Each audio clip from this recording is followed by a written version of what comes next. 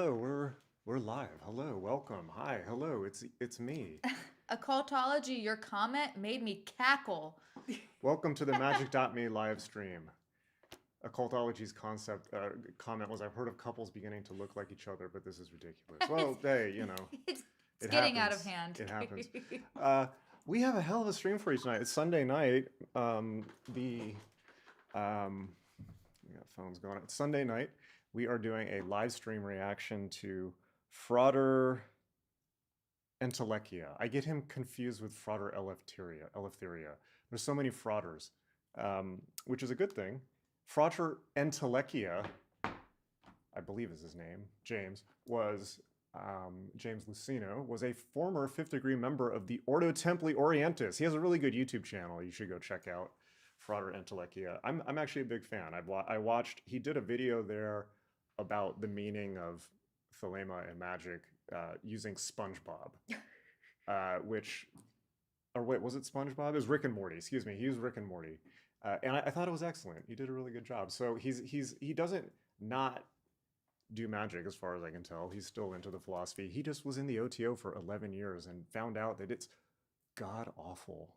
Big surprise. Now I want to say ahead of time, because I'm sure the OTO will be watching this. Everything in this video, we're just reacting to somebody else's stream. Everything is alleged. We don't know if anything in this is true or not. If you're upset, you can take it up with him. We're just reacting. That's it. And we have no opinion about the OTO, other than a lot of people I know have said that it's not so great. So, but that's neither here nor there. That's only opinion. We make no allegations one way or the other about the OTO. Can you turn your output up? Oh, Lord. Yes, I can turn my output up. Nyx the Dark Phoenix, this is your fault. You put this on the Discord. And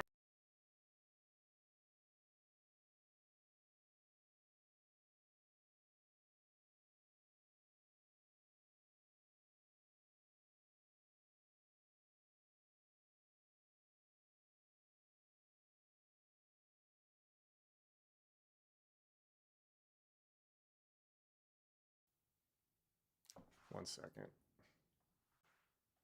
Okay, how about that? Okay, so yeah, OBS continues to be god-awful software. Somebody's got to have like a commercial version of this, truly. So this is from the Discord.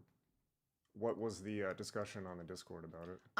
so Nyx posted it and I watched it, and to be honest with you, I really like the dude, James Luceno, or Frauder.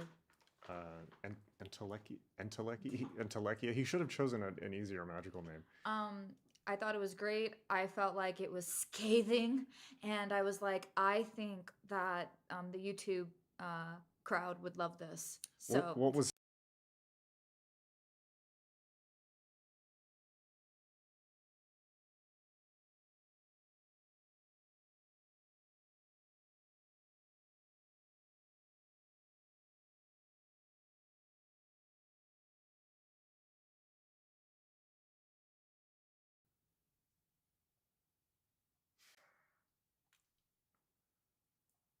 okay? So the audio here, I'm going to try a different way here. So the audio keeps cutting out because I keep trying to put a increase. I'm just going to do this the old-fashioned way. We're just going to crank the gain. How's that? How's this? Is this better? Okay. I was trying to put a fancy leveler on that, but it kept breaking OBS. So apologies to people watching this on the live replay, and it will be smooth sailing from here on out. Okay. Where are we? We could just start the stream. We could, if we want to get straight to it and yeah, not waste anyone's time. It's Okay. gonna be a minute, and we're gonna have a lot probably to say. This raises a lot of good discussion, I think. Okay, great. So we may pause from time to time. Let's make us small down here. We will be small commenters. Okay, the audio is good. Okay, thank you, Alex. Okay, great. So again, we don't, this isn't our video. We're playing somebody else's video. You should go check out the original. And let's get into it, shall we? So for those who are joining late, For those who are joining late, this is Frater Entelequia, who was in the OTO for 11 years, quit, and has a few things to say. There's this doorway in front of you, and it's charged with these symbols, and you're going to cross through this thing, and you don't know what's on the other side, but there's other people there, and you're going to be part of something now. On the inside, it's structured like a secret society. Oaths, rituals, secret initiation rites. One of the main functions of those early initiations is to get you used to the idea of authority.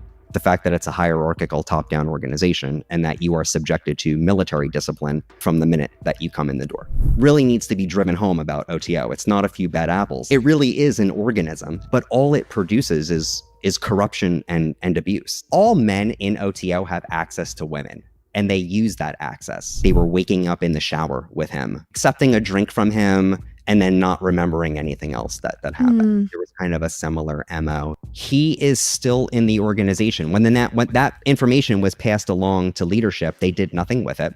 Do not be alone in a room with somebody who's 6th degree. Not because they're going to do something to you, but like what would you do if they did? You have literally no recourse at all. I served as a local body master. I stood at the door. I was the point of contact saying, come in, this is safe. My conscience wouldn't allow me to just walk away from that and be like, oops, I guess I was wrong. It was like an immediate inside coordinated response of let's destroy this person's reputation immediately to just cut this off at the root so nobody listens to him. Mine is the only voice. Wow. What have I been doing? Lay down my autonomy. After that, it got very dark very quickly.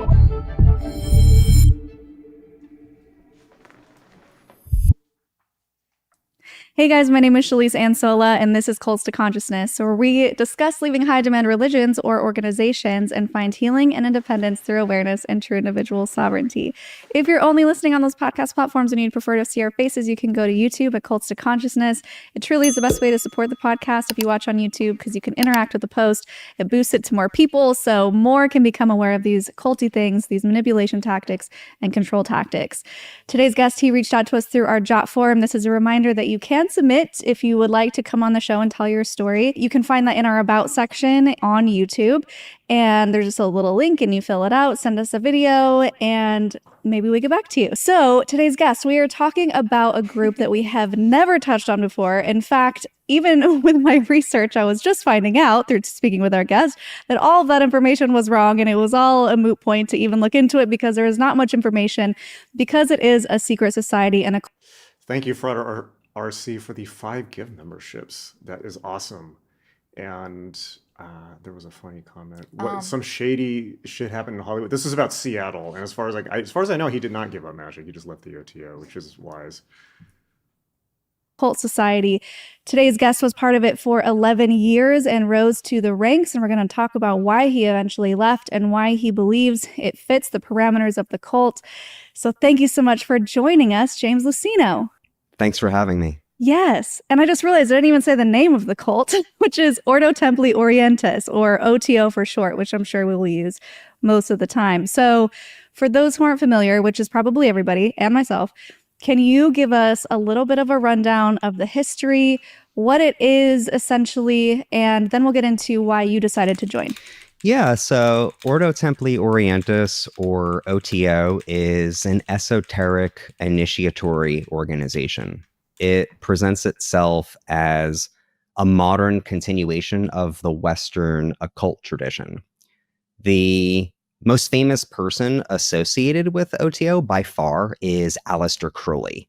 So Aleister Crowley was a British occultist who lived in the first half of the 20th century. He didn't found OTO. It was founded by German Freemasons who were interested in creating an esoteric Freemasonry society. But Crowley joined it in the early 20th century and eventually took it over and infused it with his mystical religious philosophy, which is called Thelema. Thelema is a Greek word. It means will. And the sort of central tenet of Thelema is do what thou wilt shall be the whole of the law, which is the idea that each person has a true will or a divinely appointed purpose in life that it's for them to discover and to live out. OTO has a public facing side to it, which is like a church. So it's not completely secret, but on the inside, it's structured like a secret society. So there are oaths, rituals, secret initiation rites, and a hierarchical ladder that you're expected to climb. On paper, OTO is about things like individual liberty, sovereignty, brotherhood and sisterhood, self-discipline, spiritual enlightenment, all like really wholesome Yeah, that sounds concepts great. that a lot of people are into. Yeah, really great sounding stuff. The reality is very different. The reality is that above all else, OTO rewards loyalty. It rewards silence. It punishes critics. It tears down anybody who publicly speaks out about it. And it protects predators, especially when they're well connected and high ranking. Yeah, and I know that was a big reason for why you eventually left, which we'll get to. But I just have to say, I think it's interesting that this group kind of bridges the gap, or maybe it started the whole thing of branching off into Mormonism, because Joseph Smith was a Freemason, which is kind of part of OTO. This I don't understand. I think she's going off the rails here. I don't know of any connection with Mormonism in the OTO. Yeah, the host, she doesn't know that much, but the James does. Okay. And I have met ex-Mormons who became Thelemites. Also, I think that if the things that this man is saying are true, this is all the reason why it's better to be like a solo practitioner and to get your information online under the guidance of a teacher, because we'll watch it. Yeah. Come to your own conclusions. Yeah, I think that secret societies, the internet has obsoleted secret societies. That said, nothing will ever obsolete the need for group magic or meeting other people. But this whole idea of you can join this secret order and have people lord it over you to get secret knowledge. It's like, spoiler. Someone I met told me you can download the secret rituals of the OTO from literally any torrent site on the internet. At one point, it was the most downloaded torrent on Pirate Bay a few years ago. Read Maria's comment. Maria says, don't even get me started about this guy. While he was as bad as any of them to anyone who criticized. Okay, well, so I guess there's drama. Like I said, we're not in the group, so we're just reacting. We're just reacting. We don't know your drama. We don't know anything. also, interestingly enough, connects Not particularly interested either, but our interviews with our vampire guests, where they were deeply involved with Aleister Crowley. And I'm like, oh my gosh, all these interesting ways that these groups are connected, but also totally different. Yeah, Aleister Crowley is just this towering figure in 20th century spirituality. He was the person who kind of... I will say something about the comment. So just reread the comment. Don't even get me started about this guy. While he was as bad as any of them to anyone who criticized. So from what I gathered, this guy was in the same position as Mike Rinder was in Scientology, for those who know of Mike Rinder. So Mike Rinder was basically the attack dog for Scientology and was a high-ranking member who was basically in charge of going after ex-members.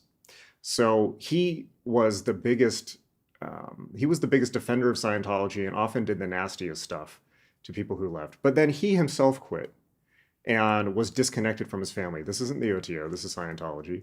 Not that different. He himself left and was disconnected from his family. He's dead now, but he had a podcast with Leah Remini talking about what's in there. It's like, the thing about cults is when people are in them, they become institutionalized, and they act out the behavior of the cult. So luckily for him, he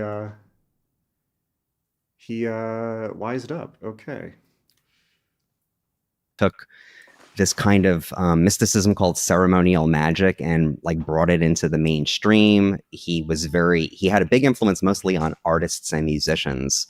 So huge influence on Kenneth Anger, who was a filmmaker, big influence on Jimmy Page. He's on the cover of Sgt. Pepper's Lonely Hearts Club Band, the album. Of course, there's the Ozzy song, Mr. Crowley. So he's just this towering figure who has influenced so many different aspects of the kind of modern like occultism and spiritual but not religious movement. But there's this one particular organization that has his name attached to it because he was a member of it, and it's OTO. And that's really why OTO has any kind of notoriety at all, is because Crowley was such a big figure in it.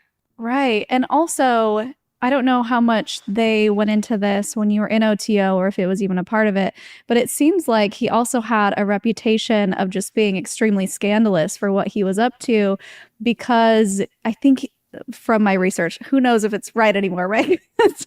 YouTube, you never know. But it was saying that maybe he was bisexual, and so he was considered a sexual deviant, and he was introducing sex magic into his rituals, which was, everyone was just shocked in that day and age, right? Yeah, that's all correct. He was bisexual at a time where it was illegal to be so. I believe Oscar Wilde was imprisoned for homosexuality, and Alan Turing, in the same country that Crowley was from, had to undergo chemical castration as a punishment in the 1950s. So yeah, there's an aspect of Crowley's notoriety which is really just kind of rebelliousness for its time and not really serious. Mm-hmm. And so Crowley's spirituality is very much associated with transgression of different kinds. And, that has its positive and negative sides to it, which we can discuss in the context of OTO. Okay, so I assume we're going to learn a lot more about OTO as a whole through your story. So let's get into how you were introduced into it and what made you think, oh, this looks really interesting and I want to learn more. Yeah, so I've been a lifelong seeker.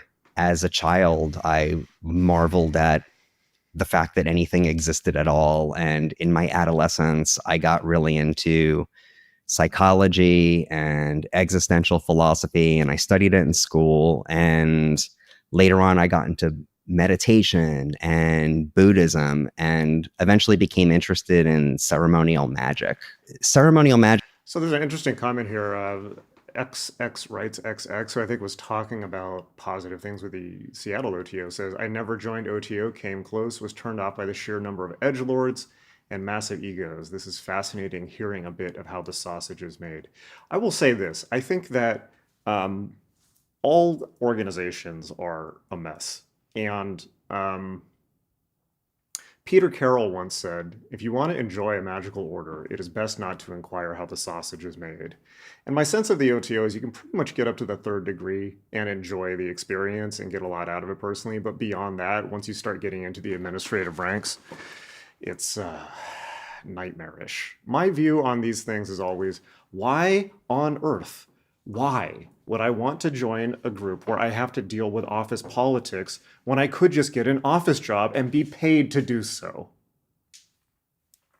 Rather than pay to do so. I guess sort of like an offshoot. It's not like there's like some overlap with witchcraft, but it's not really like earth-based. It's more like angelic magic, I suppose, is kind of how I would describe it. It involves like, you draw circles and draw pentagrams in the air and chant divine names and summon divine powers, things of that nature. And that kind of got me eventually into Aleister Crowley, because he was this, like I said, this overwhelming figure in ceremonial magic and occultism. It's sort of like, if you start to go into that orbit, you're eventually going to get attracted to Aleister Crowley, because he's the most important occultist. Occultology asks, why do people play work simulators, Jason? The answer is autism. The 20th century. When I was in my early mid-30s, I had a mystical experience, and I decided that my life needed to change. I had lived in New Jersey up until my entire life at that point, and I had this experience that told me that I had to move across the country. And so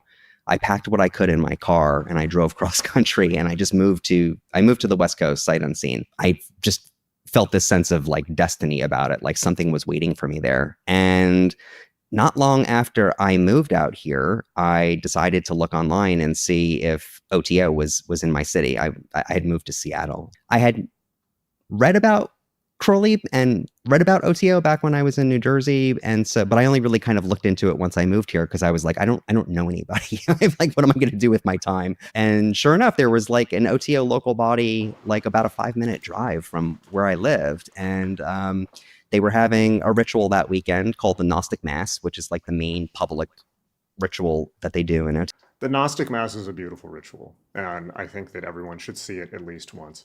Just don't eat the cookie, please. So I kind of worked up my courage, and I was like, okay, let's go see what the Aleister Crowley people are like. And they were really nice and really like low key, and their hospitality was good, and I felt welcome and comfortable, and I found myself drawn into like fun and interesting conversations with people. I was meeting other people who were also spiritual seekers and also interested in magic and, you know, mythology and things like that. The way I would describe, I want to, talk about this. So we're just glowing. Y'all are so white with the lighting in your room. We glow naturally.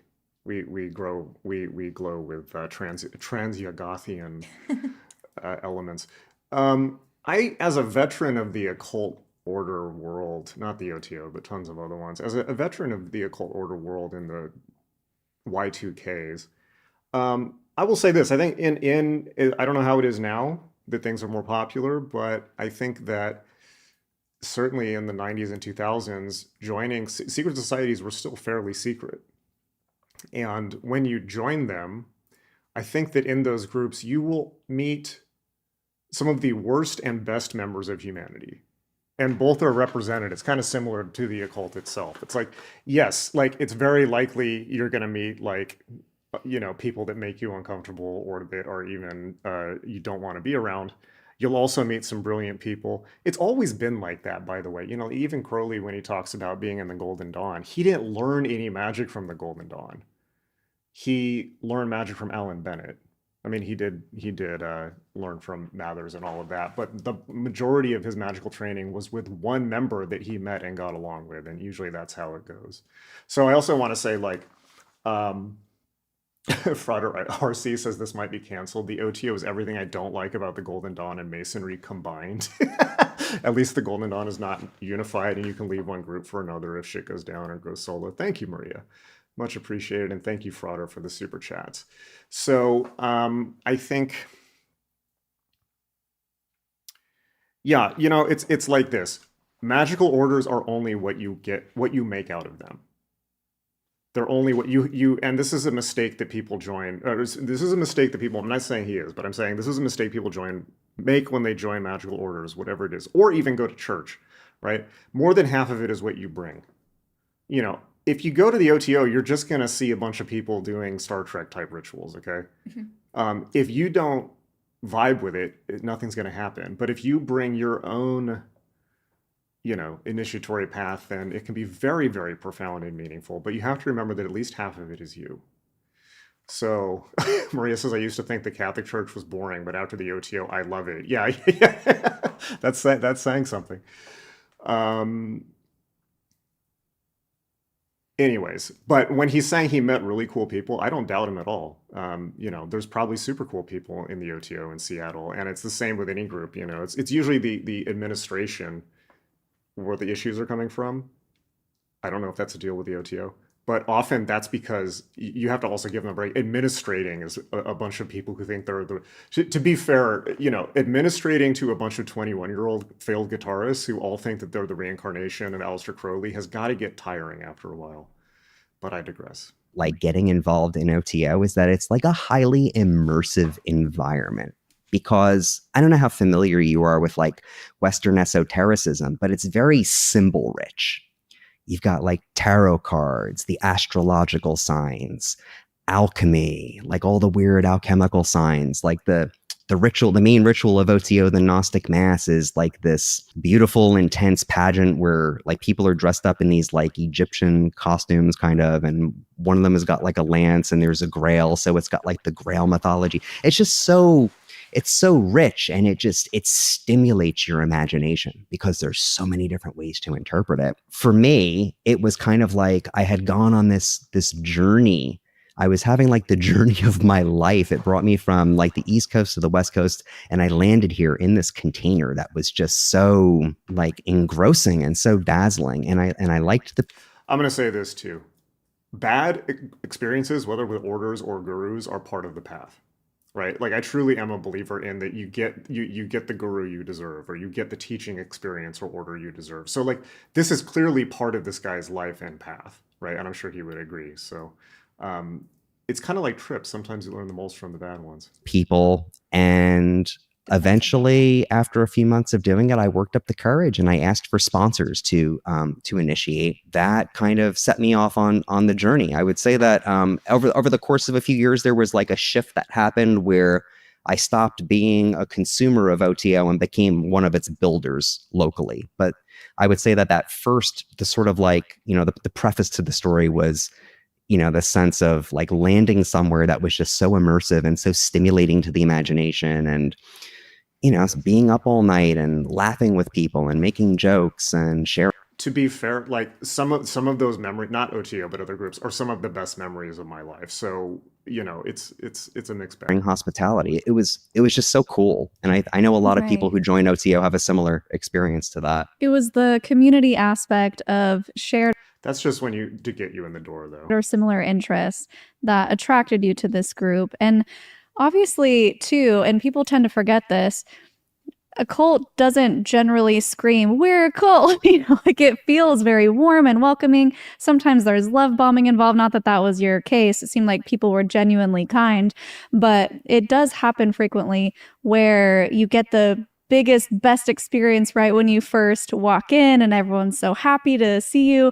And then things can often change as time goes on. So for you, jumping into this community where there's this magic and this symbolism everywhere. And I even watched a video that I think it was from OTO themselves who put it out. So I don't think it's fake, this one. But the way that they dress, it feels almost medieval in a sense, right? Do you feel like that's a good description with like the cloaks and the sack? As an active role player and once LARPer, I take exception to this. I mean, what's wrong with that part? You can tell that he also takes exception to her comment. Let's see. The hoods and subtle. stuff. Yeah, it's not medieval. It's a Now she's just nerd bashing. Come on.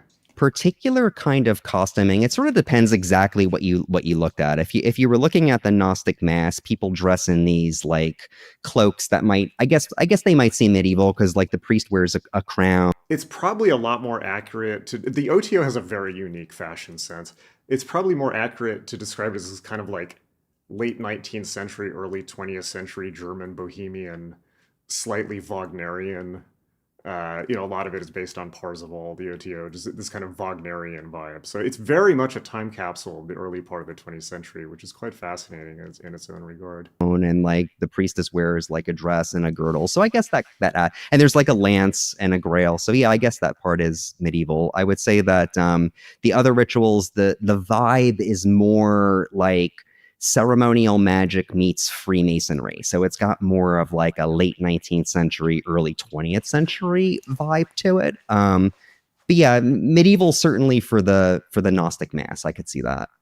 Okay. I can see it. I Yeah, guess. so it does seem, if you're I can't. He's being very diplomatic there. There's nothing medieval. No, that was diplomacy. He's being very He's like, I need to be diplomatic. polite to the host. Can I think of anything medieval? Not really. Wagnerian. interested in those types of things, really fun and alluring and exciting and different, and if you have a group of people that also are really into it, I could see how it would be a fun place to be. So what is it, or what was your perception of it initially when you realized you wanted to be initiated? Were you aware of what you were signing up for, or was there a certain thing that made you go, okay, if I was initiated, things would be better because? Yeah, and this is really important because nobody knows what they're signing up for in OTO. Let's be clear about that. It's a secret Okay. society. It's a secret society, and on top of that, the way that it's structured is especially opaque. That I don't think it's when you're coming into OTO, the way that it looks on the ground is very similar to what I described. You're kind of thrown into this immersive, symbolically rich environment. And for me, it was also really important that I was meeting people that I thought were intelligent, and able to converse with me and interested in the same things I was interested in and shared the same sense of humor with me. Like, I had been in Seattle for like 6 months, and I hadn't laughed with anybody, until like one particular night, like hanging out with people. And I realized, like, wow, this is like this whole side of things that I had been missing. So it's There's something I should say about the OTO as well, which is like, actually, Nix was saying he's going to low-key have people wanting to join the OTO. I wanted to respond to that. Yes. I wanted to respond to that because as I watched this interview, I was like, I don't hate it. Like, I don't hate it, but like the parts that are bad are pretty bad. But like, I feel like people who have a misperception about like what secret orders are and what the occult are might be surprised with this interview. And I think people who probably otherwise wouldn't have been curious might be. That was my conclusion as well. It's also kind of like again, like, I'm sure there's tons of like super cool people in Horizon OTO, and like the Seattle occult scene is very big and very cool, and I've had a lot of people been very kind to me up there. So I have no bone to pick in this at all. We're just farming for clicks here, ladies and gentlemen. But I think that part of the way you need to conceptualize the OTO is, imagine if you're a Star Trek fan, right? And you communicate with Star Trek fans all over the world on the internet, but there's like a local Star Trek club, right? This is actually isn't that off as a metaphor. So there's like the local Star Trek convention that's like 20, 30 people, or like the meetup group, right? And these meetup groups are all over the country, and it's well known. And so you go to the meetup group because you also like Star Trek and want to meet other people who are into Star Trek. And then it turns out the people running the group, there's some shady stuff going on. It's like, okay, great. Does that then make the person who went to the Star Trek thing culpable? Well, only if they participate or look the other way, Yeah. and whatever it is he's going to say. But I doubt that's the majority of people. And if they actively engaged in boundary pushing or not. But to be fair, that is the case in any social group, especially an outsider social group. I don't know how bad what he's talking about gets. Maybe it gets super bad. Does it get super bad? It gets super bad. Well, I would say that you should probably like just ask yourself if you would want these things to happen to like your daughter. So it's super bad. Yeah, it's super bad. So I'm not backpedaling or making excuses for the OTO. I am giving a bit of context and leeway, not on behalf of the OTO, but on behalf of the people who may have joined it, particularly in the Man of Earth triad, just because they basically, for the same reason he is, because they want to meet other people. That's kind of the deal with the OTO. They kind of have like, they're kind of like the McDonald's of the occult at the moment. like you're forming these social connections, and it's happening in this container where everything feels so symbolically laden and charged. It's really hard for it not to feel like a myth or like a story that's kind of carrying you forward. And That's how you know this guy got an actual initiatory stream. almost everybody I know who has joined OTO has gone through a honeymoon period like this. This is I think funny. for some people it lasts a year or so, sometimes more, sometimes less. For me, it lasted less than a year, I would say. The decision to initiate really came down to me feeling as though I could fit into this group, feeling like I had that I could have a sense of belonging here, that I had something to contribute. I had a background in theater, and I had been missing that for Occultology just had an excellent comment. Isn't that how magic is supposed to work? You create a story and it sort of propels your life forward. Yes, when you join an occult order, you're joining their story and that propels your life forward. Now, it'll seem really, really fast because there's a lot of energy built up into it through time and space, because these things have been going for a long time, but it's not your energy, and that's important to know. And the chaos approach is to do it, to make your own story. 2 comments. Number 1, occultology has been coming in with the comments, starting off strong with a real funny one. Love it. You make the stream very interesting. Number 2. What was the funny comment? Us looking alike. Oh, yeah. And wait, hold on, because I was responding to. And number 2, for those who are in the book club, we recently mentioned listening to reality transurfing, and if you have been listening to it, then doesn't this sound like exactly like a pendulum Just think about it. You probably already made that conclusion, but just something interesting to consider. Brian Riggs says the only good thing that I got out of hanging out with the OTO was meeting other throbbing gristle psychic TV and current 93 fans IRL. Yeah, they're right. You know, it's like, no, totally. That's totally, and that's like actually very valuable because it's very hard to meet those people. But that shows that even now the OTO is downstream of Topi, right? And I put this in the Psychic Bible. Genesis Peerage told me this. So this is alleged. Genesis is now dead, but Genesis told me this. Genesis was friends with Bill Breeze. Hymenaeus Beta, who runs the OTO. And according to Jen, and this was published, you know, in the book. So according to Jen, Bill Breeze said to Jen that the OTO is a museum of magic. It's a museum piece, and that his job is simply to be a museum curator and keep it going. And that he felt, at least in the late 80s, that Topi was where the actual magical current was.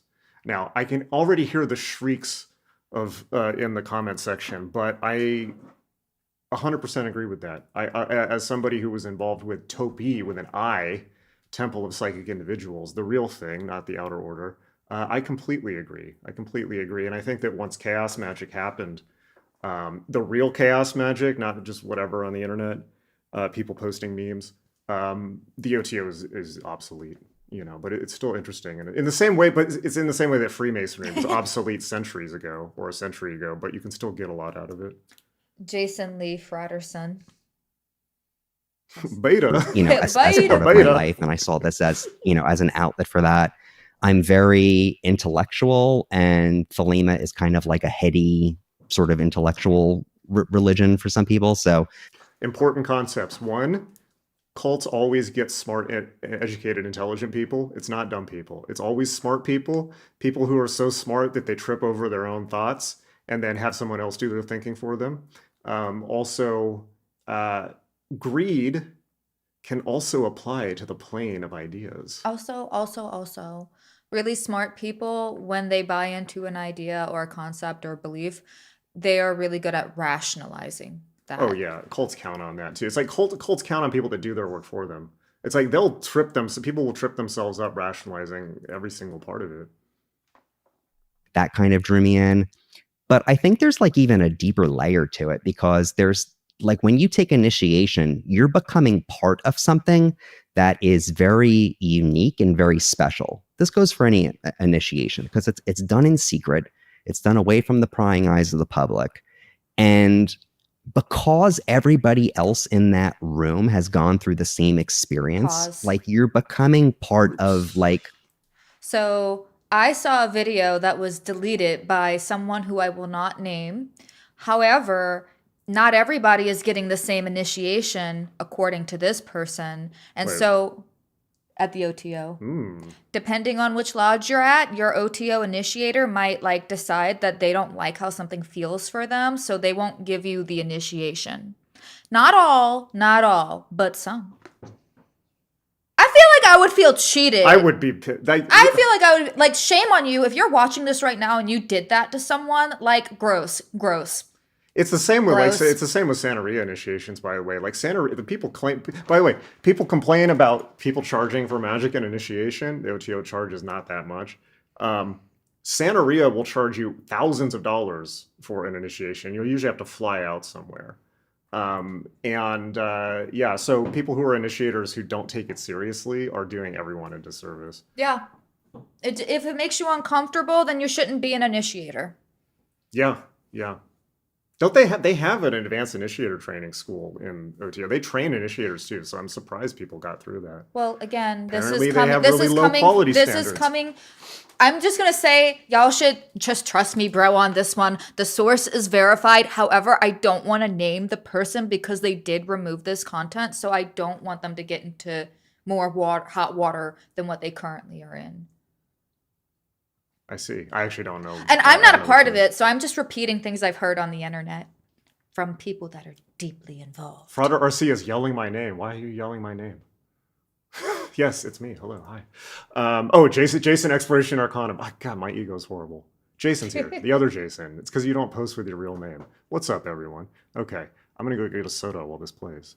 An invisible Other brotherhood or sisterhood of people who have had this unique experience. For a lot of people in modern, it's like we don't do initiations really anymore. Like you have like your bar mitzvah or whatever, your confirmation, and like that's it. Then you go off and you have a marriage and then you die. It's like we don't really mark the passages of life anymore. And so there's something really novel about like there's this doorway in front of you and it's charged with these symbols and you're going to cross through this thing. And on the other side is, you don't know what's on the other side, but there's other people there and you're going to be part of something now. And it just kind of gets this momentum to it. It's very alluring when you do it. The shine comes off of it pretty quickly after a while. But at least at first, that's the interface that you see going in. And that's what attracts people. And that's what attracted me. Did you know what the initiation would be before you did it? No, I did not. I was familiar in general with like esoteric occult initiations. Like I was familiar with the Golden Dawn, which was a group that Crowley had been part of. Like I surmised that they would blindfold you, right? And that you'd have to say something. Interesting comment. So Banksy9 says, we went to a reading of the story of Psyche. Unfortunately, we sat at a table with OTO members. They made comments at the end of the story about how empathy was her downfall. Like, wow, blatant. Well, okay, but here's the thing. That's a nuanced comment. That's a nuanced comment. So and I'm not white knighting for the OTO. I'm just, really, truly. But empathy can be people's downfall. One of the things that's great about the Thelemic current, shall we say, is it makes that very clear. Empathy is a tool of control. It very often can be a tool of control, and it very often can be people's downfall. Performative empathy, meaning empathy allows you to put other people, to devalue your own path and story to save other people, which you can't do. So, I think this is frankly, this is a point of Thelemic doctrine that I agree with them on. So, but Banksy says, yeah, idiot compassion. So that's that's a much better, rather than Book of the Law, go look up Idiot Compassion by Chogyam Trungpa. He's much more clear about that, but that's an important concept. Well, also like coming from a body worker perspective, when body workers are saying empathy, they're meaning something completely different. And I'm not saying that person is a body worker, but when I hear that empathy like was my downfall, I can agree with that, especially if you're naturally sensitive. You might bump into a psychopathic narcissist who, no matter how hurt they have been, they have zero intention of changing because they like how they are and they like that they can manipulate people and they like being cruel because it's funny to them.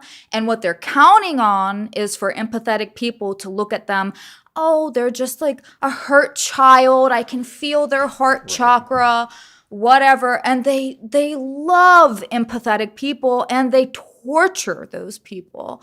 As a body worker as well, there's another dimension to this, which is empathy is not just being able to like understand and feel what another person is feeling. It's literally like feeling the body itself. So like if you're a deeply empathetic person and you decide to do massage therapy and you work on like 3 people who have hip problems, ask anyone who is a body worker and who has done it long enough. They're going to tell you that if you are not guarded, if your empathy is not limited, you will leave with hip problems. Not permanently, but you'll feel it. So I completely agree with that comment, although I probably wouldn't agree with the person who it's coming from. But I think it's super nuanced. I think you have to be discerning when you're choosing to use that ability. Yeah. Idiot compassion ain't it. Yeah, well, I mean, the Book of the Law is very clear on it. It says that compassion is the vice of kings. Well, you know how Thelemites love their vices, But this is a really hard doctrine, I wouldn't even call it a doctrine. It's a life lesson. It's a life lesson that everyone at a certain point, not at the beginning, but at a certain point along the path has to get. And I don't think I don't know how you feel, but I don't think there's really any way to get that lesson unless you go through it in your real life. Yeah, I think so. And Yeah. I think so. I think that you have to have like exposure to it or else if you don't have exposure to it, then it's just an idea and it's not real for you. And so like you can say like all of these things because it's not your lived experience. But once you do come into contact with these types of energies, you realize like maybe I didn't know what I was talking about. Maybe there is something to that statement. Maybe there's wisdom in what's being said here. Maybe there's more that I could learn. Maybe there's something I'm missing. Yeah, I will say that, it's like in terms of the book of the law, I mean, I accept the book of the law, right? I think it's accurate. So, but I think to extend this concept, but also I got the same lesson from the Eastern schools. Tantra's really fucking big on this, really big. You think Thelemites are ruthless? Oh, you have no idea, right? They have no idea either. The OTO is, as Jen put it, so low on the totem pole of world spirituality. Whoop, sorry, that they really have no idea the pool that they're swimming in. They really don't. So I think, but also to apply the same concept to the situation, it's like, do I have compassion for Frauder E? No, I don't have compassion for him. That sounds horrible, right? So what does that mean? What does that mean? It means that he's an adult and he made his own decisions. It's like this person is clearly an adult. He joined the group. He had a bad experience. He's telling people about it. Is he a victim? No, that was his decision as an adult. It's like Maria said, she knew what she was getting into when she joined the OTO. So it's like, we're listening to his information, but since this guy's not a minor and wasn't at the time, it's basically on him that he joined this group. And so like I don't know if he later goes on to play sad violin. Probably not. No, it's actually more about other people. Okay, so and like spoiler, close your ears if you don't want to hear it. I'm not going to give everything away, but part of it is just like a fair critique, which is this system doesn't reward critique of its leaders, and that's an issue, and that's one of his main issues.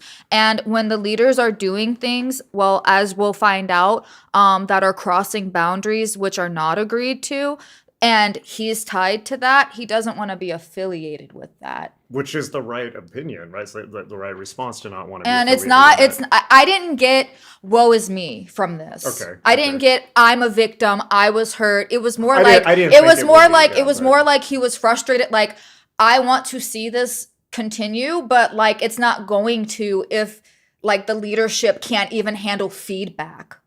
Yeah. And that's basically what he said in the beginning, is that they reward silence. So OTO, from the outside looking in, you need to accept feedback. Yeah, let me break this down for you real quick, okay? What happened? 156 viewers. What happens if you don't accept feedback? This is true for anyone. It's true for an organization. It's true for a bad boss, right? If you don't accept feedback or you reject feedback when it comes to you, eventually no one's going to give you feedback. And then you're going to live in a delusion. Right? Yeah, and you're going to look absolutely ridiculous. You're not going to have real connections. All You're not going to be living in the real world. All of your connections are going to be superficial at best. And I mean that because to go any deeper could potentially rock the foundation or lack thereof of which you stand. Well, also, and we can't have that. And if there's problems in the organization, no one's going to bring them to you because they don't want to get kicked out or whatever. So you're not going to find out about them. So they're going to fester. What's a counterpoint? One of the oldest religions on earth, Judaism, right? It's what, 4,000 or 5,000 years old, something like that, 3,400 years old, is a tradition of encouraging, questioning, critiquing, and second guessing. So is Catholicism. And arguing. And so is Catholicism. And it's been around for thousands of years. So where does that go? I mean, it seems pretty stable as a strategy, frankly. You have to, in order to, this is just like basic laws of nature, right? Like if you don't learn how to adapt and change and take in feedback from your environment, then you will no longer be allowed to exist. So you have to adapt and change. You have to take feedback in. So no, I wouldn't call this a sob story because that's not what this is. He is not pretending to be a victim. And I don't think he acts as if he does at any point in the interview. I think he's raising legitimate concerns. Okay. And if this dude was a whiny bitch, we wouldn't be watching him. Like I said, I like his videos. So thank you for the 10 gift memberships, Frauder RC. You should be saving that money to escape Canada. Yes, everyone like and subscribe, as Jason says. Thank you very much. Like, we're almost at 39,000 followers, so please like and subscribe. Words. And like, that was about it. Like, I otherwise was walking blind into a ritual written by Aleister Crowley. Yeah. So, this actual ritual, was there anything that was scary about it to you, or was it all exciting? Did it feel a little off, red flaggy, or you were like, yeah, let's do this? No, I was mostly into it. It was kind of like it's weird. If you've never gone through one before, it can be kind of weird. There was nothing about it that gave up any red flags. To be honest with you, I went through a bunch of them, and there was never actually anything in any of them that to me seemed dangerous or particularly edgy at the time. I think that's probably correct. And I think that for those who don't understand, I mean, initiation can mean a lot of different things, but in the OTO context, it basically means that they put on a little stage play that you take part in that is meant to impart a lesson to you. In retrospect, when I thought about the things that I was swearing to, I kind of realized that in retrospect, I was being sort of subliminally trained for obedience. Okay. So, in pretty much all of the initiations from the get go, as soon as you go in, you are swearing obedience of one kind or another. Everybody in OTO is so like relaxed and chilled out about it and kind of like makes jokes about it that you could easily be led into thinking that it's not serious.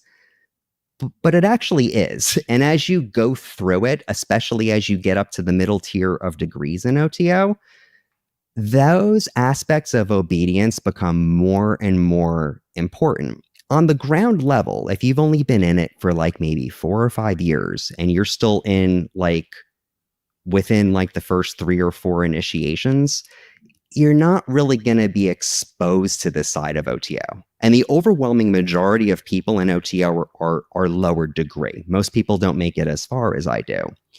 But, you know, for example, right from the get-go, you're given this metaphor that being in OTO is like being a cell in a larger organism. So Crowley uses this organismic metaphor a lot to describe Okay, reality trans surfing friends. I'm just highlighting that one statement. Okay, that's all. That's all. If you know, you know. Ick, ick. the ideal society, which on the face of it sounds cool. It's like holism. Holism is good. We like, being part of something. Yeah, we all work together. But if you really think it through and think through what the implications are, it's basically saying that your individuality matters only insofar as you're able to contribute to the metabolism of this greater thing. And that... So basically it sounds like a corporate job, but okay. Not gonna lie, like this whole time. Okay, so first off, I actually like this channel calls From Cults to Consciousness because she does a lot of different interviews and a lot with women who leave Islamic countries. Very interesting to watch. But she does a lot of different cults, and I will say that in this interview, she never annoys me, but in this interview, she was a little bit annoying to me. Why? I mean, her because face is a little annoying right now. But it's only because I feel like because this is her career and she focuses on cults, she has a natural tendency to box. I mean, she allowed it in, so she's like, this is just another one, just like all those other cults. And it's like, it's cultish. It's cultish. But I wouldn't say that it's like Children of God or anything like that. Right. Well, that's a good question. I mean, it's like, how do we define cult? There is an actual definition. So let's pull up the There's an actual definition. Robert J. Lifton. But the thing about occult groups, a cult and cult are not the same at all. And although they may, depending on the group, share some dynamics. The thing about occult groups is they tend to be self-directed. Everyone's studying and doing stuff on their own. The OTO is no different. The other ones are the same. So there's a lot of individual work, which is very different from a cult where there's a guru saying stuff on stage or a church experience where like the spirituality comes from another person, right? The guru is telling you what to do, and it's supposed to be one size fits all for everyone. In occult groups, it's self-directed, so it's a little bit of it's a very different setup, I think. But yeah, Lifton's criteria. If you ever are wondering if you were in a cult, look up Dr. Robert J. Lifton's 8 criteria for thought reform. Let's pull it up. Oh, wait, Ren said something really funny. I've heard an ex-cult member say that if you can leave after the ceremony, it's not a cult. And I feel like that's really funny. Interesting. I think you can probably leave. But it depends on the cult. You can probably leave after the ceremony at OTO in early degrees, but not later ones. Okay, so yeah, here's just look this up. I'm not going to read this whole thing on stream. You can find it on Wikipedia. But please, Robert J. Lifton's 8 Criteria for Thought Reform. Those are Mylu control, mystical manipulation, demand for purity, confession, sacred science, loading the language, doctrine of a person, and dispensing of existence. I think the OTO pretty much fits all of these. Definitely sacred science. Definitely, yeah, anyone who uses language like it's a sacred science, instant cult. All right, look those up. I'm not going to read them. We already have enough to get through. Can be okay, however, only if the organism is really producing something good. And I would argue that OTO is not. Right. So when I was looking into this, it seemed like the initial beginnings of OTO was not as culty as maybe it is now, or it had better intentions, and then it kind of slid into what it is now, and people would call it dysfunction. Great book for anyone who's interested in the stuff. The Unknown God, Wilfred T. Smith and the Thelemites by Martin P. Starr. Talks about the first OTO lodge but pretty much the first real one was Agape Lodge in Los Angeles. And it's just like this, like, first of all, Jack Parsons was involved, coolest guy ever, but the actual group was just like this one dude's swinger circle. Wilfred Smith, pretty much. So, oh, there's a second edition. Very good. Or cult-like. Would you have that same opinion? That is a really good question. OTO was always... Aleister Crowley himself had a very strong authoritarian streak to him. His reputation is as a person who was kind of like a rebel, a transgressor, an individualist, and all of the messaging in Thelema really kind of echoes that.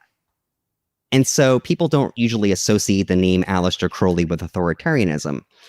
However, as I learned more about him, my view of this changed quite a bit. So Aleister Crowley founded a magical organization in the early 20th century called AA.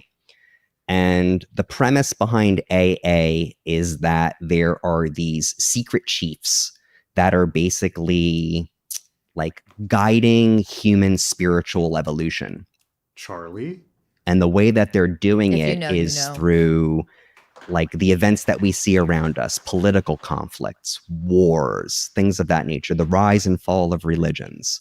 And so there's this kind of like conspiracy theory already kind of going on like behind the scenes. And the premise behind AA is that Aleister Crowley was in contact with these secret chiefs.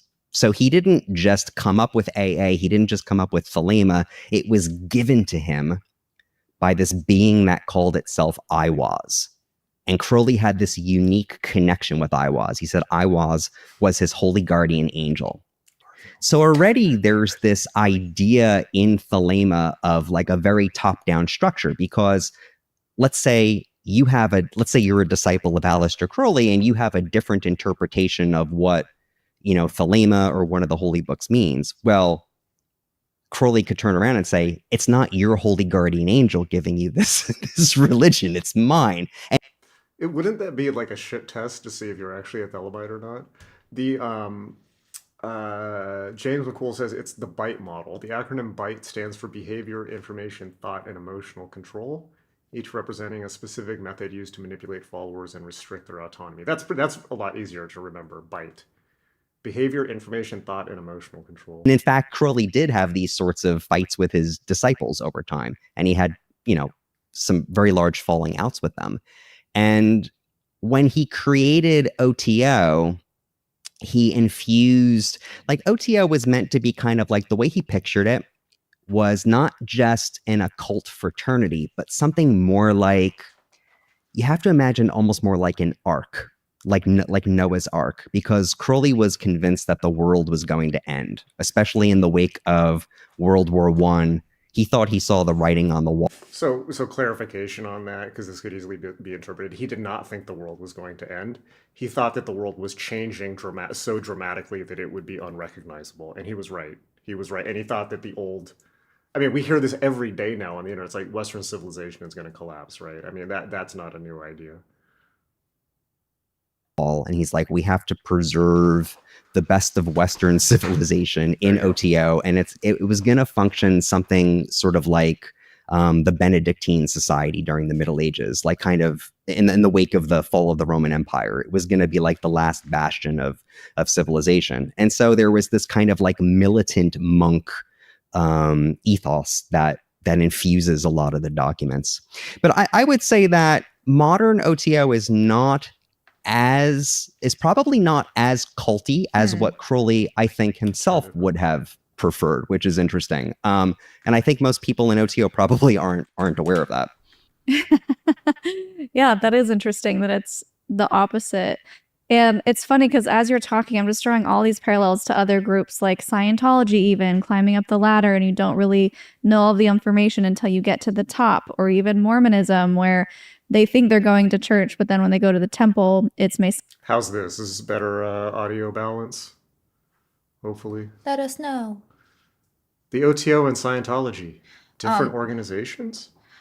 Wait, Jason said the look she had was the "how much longer do I have to sit here" look. Yeah, like, I think she may have realized, okay, and again, this is no offense to the interviewer because I like her, but I personally feel that James might be a little bit more aware of certain things than she is, and he's a little bit quicker than she is. Sonic rituals, and they're like, what did I sign up for? I had no idea.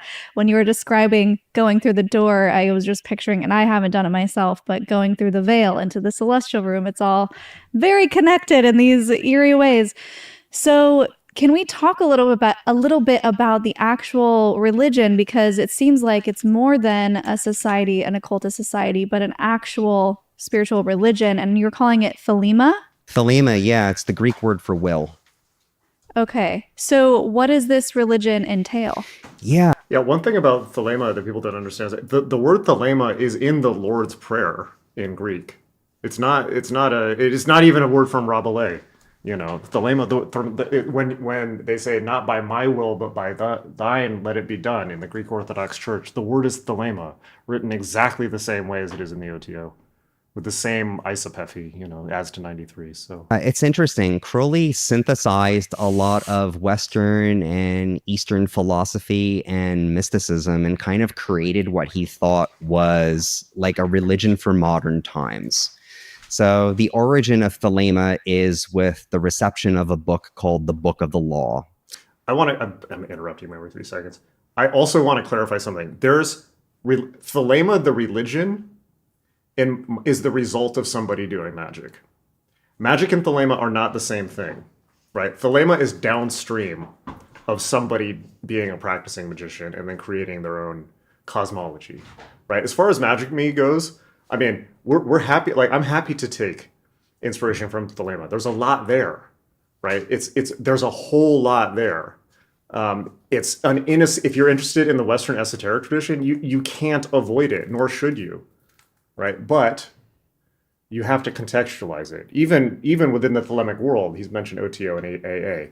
OTO is more the religious side of things. AA is the individual magical work side of things, and that's what we're interested in. So in 1904, when Aleister Crowley was on honeymoon with his wife, Rose, they were in Egypt. She started receiving messages in kind of like a mediumistic fashion. And this culminated in Crowley supposedly receiving the 3 chapters of the Book of the Law over April 8th, 9th, and 10th, 1904. And so he claims he didn't come up with it. It was basically given to him, foisted on him. Smith. Yeah, no, and he was called the prophet. Stop. No, it totally I can't is. Yeah. stop. Why are we bringing up Mormonism? This is so He's obsessed funny. with it. I don't know what to do about this commenter. What's the difference between magic and Satanism? Nothing. Everything. This They're not the same thing this at all. person, you keep commenting funny stuff, and I'm keeping you because it's entertaining to me. It's making me laugh, and I just wanted to share that. Magic is the manipulation of events by invisible or unseen means not otherwise attainable by normal technology. Satanism is a phase that people go through when they're 15. I kind of have a different definition of magic. I would say magic is aligning yourself to nature's patterns and working with it. That's mysticism. Oh, well then. We do both That's here mysticism. at Magic Me. That's not. Oh well, but we should do both. It's the mystical and magical path. AA, No, if I you mean look it's at a the letters, totally they apt look like 2 comparison, and, points. and we Okay. can also talk about Wait, what? This person's really 2 points. funny. People are obsessed with Satan. Yeah, people are very superstitious. I will say that. It's like I've well, whatever. I'm gonna keep that to myself. connections with Scientology too, because Hubbard was connected with Jack Parsons, who was a member of OTO. What? Okay. Yeah, sorry, yeah. continue. We'll put a pin in that. That's a fun story Okay. too. Yes, we know. Yeah. So Crowley receives this book in 1904, and it declares the birth of a new aeon, the aeon of Horus, or the aeon of the child. And all the old religions are going to be swept away, and the world is going to be purified in fire, and there's going to be a new age, basically. And Crowley is the prophet of this new age. And according to Crowley, he looked at this book and he was like, screw this. This is too crazy. I'm not interested in this. And so he kind of put it aside for a while. And he eventually came back to it and started taking it more seriously. The tenets of the religion are, on the surface, fairly straightforward, but there's actually a lot of depth to it. The 2 main tenets are do what thou wilt shall be the whole of the law, and love is the law, love under will. So do what thou wilt shall be the whole of the law means that each person has a divinely ordained purpose in life.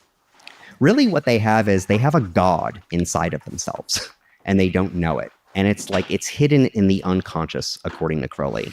And it kind of signals to you in various ways what you ought to be doing with your life. And the goal of a Thelemite, which is a practitioner of Thelema, is to get into contact with that inner divinity and to strengthen that contact through magic and meditation, and to basically like shine the light of. Someone's saying the sound's gone, but it looks good over here. Is that out for anyone else? If it's just out for you, you might want to try restarting your Just YouTube. close the app, yeah, and open it up again. Jason asks, am I going to get to cross the Strange Angel TV show off my bingo card? Let's talk about Strange Angel. So Strange Angel was a TV show about Jack Parsons. Notable for the one time I walked out of my apartment in LA after doing a bunch of magic and saw Jack Parsons on a bus drive by me. That was pretty odd. But it was not good. They made Parsons a weenie. The same guy that played Parsons in that show was the guy from, what was that movie we watched, Midsommar, who gets dosed and they put in a bear suit at one point. It's the same guy. Like, Jack Parsons was like the coolest dude who ever lived, and they turned him into a total weenie. Of I this think you're inner the coolest God dude Why, thank you. But who's out ever onto lived. world to become like God incarnate, essentially. So sort of imagine like a cross between like polytheism and Christianity and like New Age thought, right? Everybody becomes Jesus Christ of their own like God, kind of is how it's supposed to Midsommar. work. Sounds like Mormonism.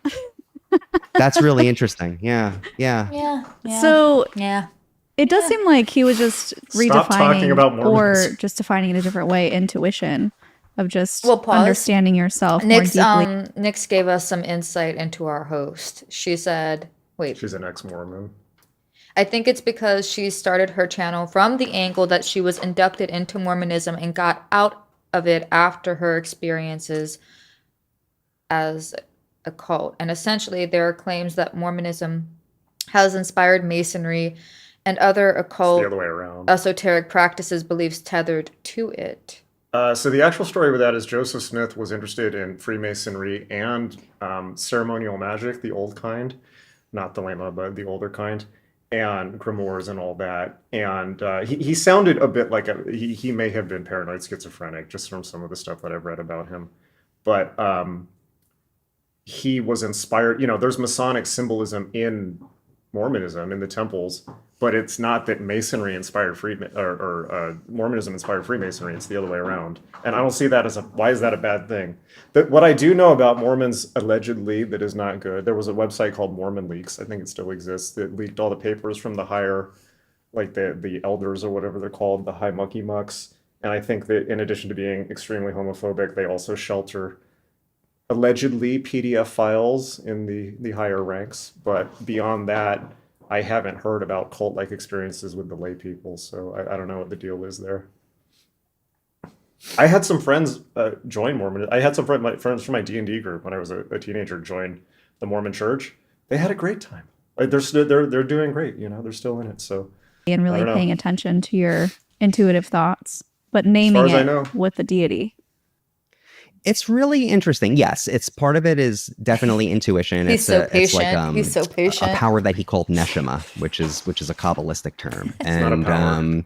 There's sort of like It's not a power. It's a term for part of the subtle body. a blurring in Thelema between what we ordinarily conceive of as like intuition or the unconscious and kind of like a higher intuitive power. And that was actually kind of common for like early like 20th century. Like Carl Jung kind of toyed with similar ideas. But yeah, the idea was that you weren't going to come into understanding of it by ordinary means. In fact, the rational mind tends to like block out what this will is. That's an idea that's very resonant with a lot of contemporary spiritual but not religious thinking.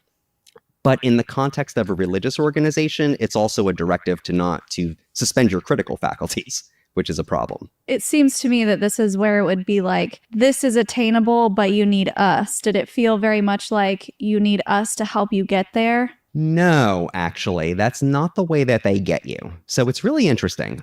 Thelema most people who practice Thelema are solo practitioners. Like if you go out on the internet and like look up like the Thelema subreddit or the Thelema Facebook community, the overwhelming majority of those people are solitary practitioners, and they believe that you don't need any kind of church or any kind of organization to do any of this, which is actually very different, I think, from how Crowley himself looked at. Why do they only interview ex-members? Well, because if you're a current member that has a critique or comment that you want to make about your organization, you'll be kicked out.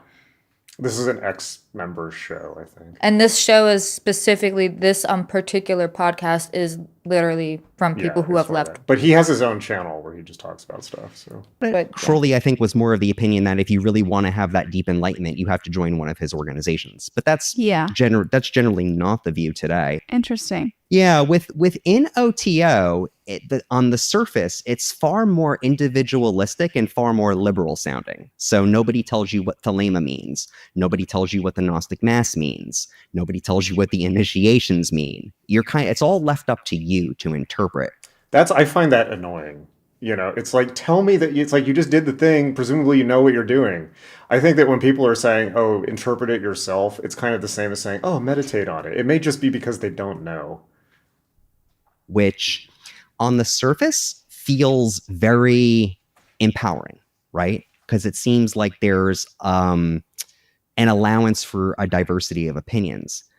The reality in OTO is quite different, because if you criticize the theological views of somebody who's high ranking, you will be branded a troublemaker, and that is in fact what happened to me.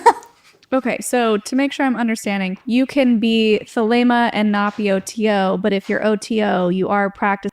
And I feel like just saying that's pretty fair. Like, you should be able to give feedback to your leadership. Be like, hey, you did this really weird thing. I don't know if you're safe to be around. Saying Thelema? And That's your friends are like defending you. the idea. It's In weird- practice, weird. OTO is not strict about it. They don't make you like swear that you're only a Thelemite. The reality is that people in OTO practice lots of different spiritual paths, but I think they primarily identify as Thelemites. Okay, got it. So let's talk about when you noticed things were a little bit off. You said the honeymoon phase lasted less than a year. So what are some of the things that kind of wore off for Yes, this is my lovely wife, Temple Louv. I got a Mrs. Louv The tattoo. headphones hiding it. You have to take them all the way off. There Yes, it is. there you go. There's the proof. That's how you know I'm insane. Crazy about me. I don't have any other names on my body, FYI. Just one. And I've lived a long life. All right. I must be doing something right. you in the beginning? Yeah, in the beginning, it mostly just started as like drama. Like you start to notice that it's sort of like a theater troupe where there's just like, or maybe like a high school Theater flick, I kids. guess. Yep, where, yep. You know, It's you just theater get kid people's coded. Theater personalities kid. are, Definitely like, theater kid unstable coded. or overbearing, and there was no real sense of, okay, I'm having a problem with this person. Like the person who was my Minerval sponsor was a very like overbearing and controlling person, and was harassing me with text messages. Like I had no idea what I was supposed to do about that. I had no idea what the customs were. When I brought it up to somebody who was higher degree, they brushed it off and said like, oh, it's not a big deal. She probably just likes you or something like that. So like right off the bat, there was this sense of people are just kind of wacky. They've got these strong personalities and it's not clear like what you're supposed to do about it. That was sort of like the Theater first kids. stage. And I think that what I was starting to see at that time, I didn't have this word for it back then, but the word that I have for it now is enmeshment.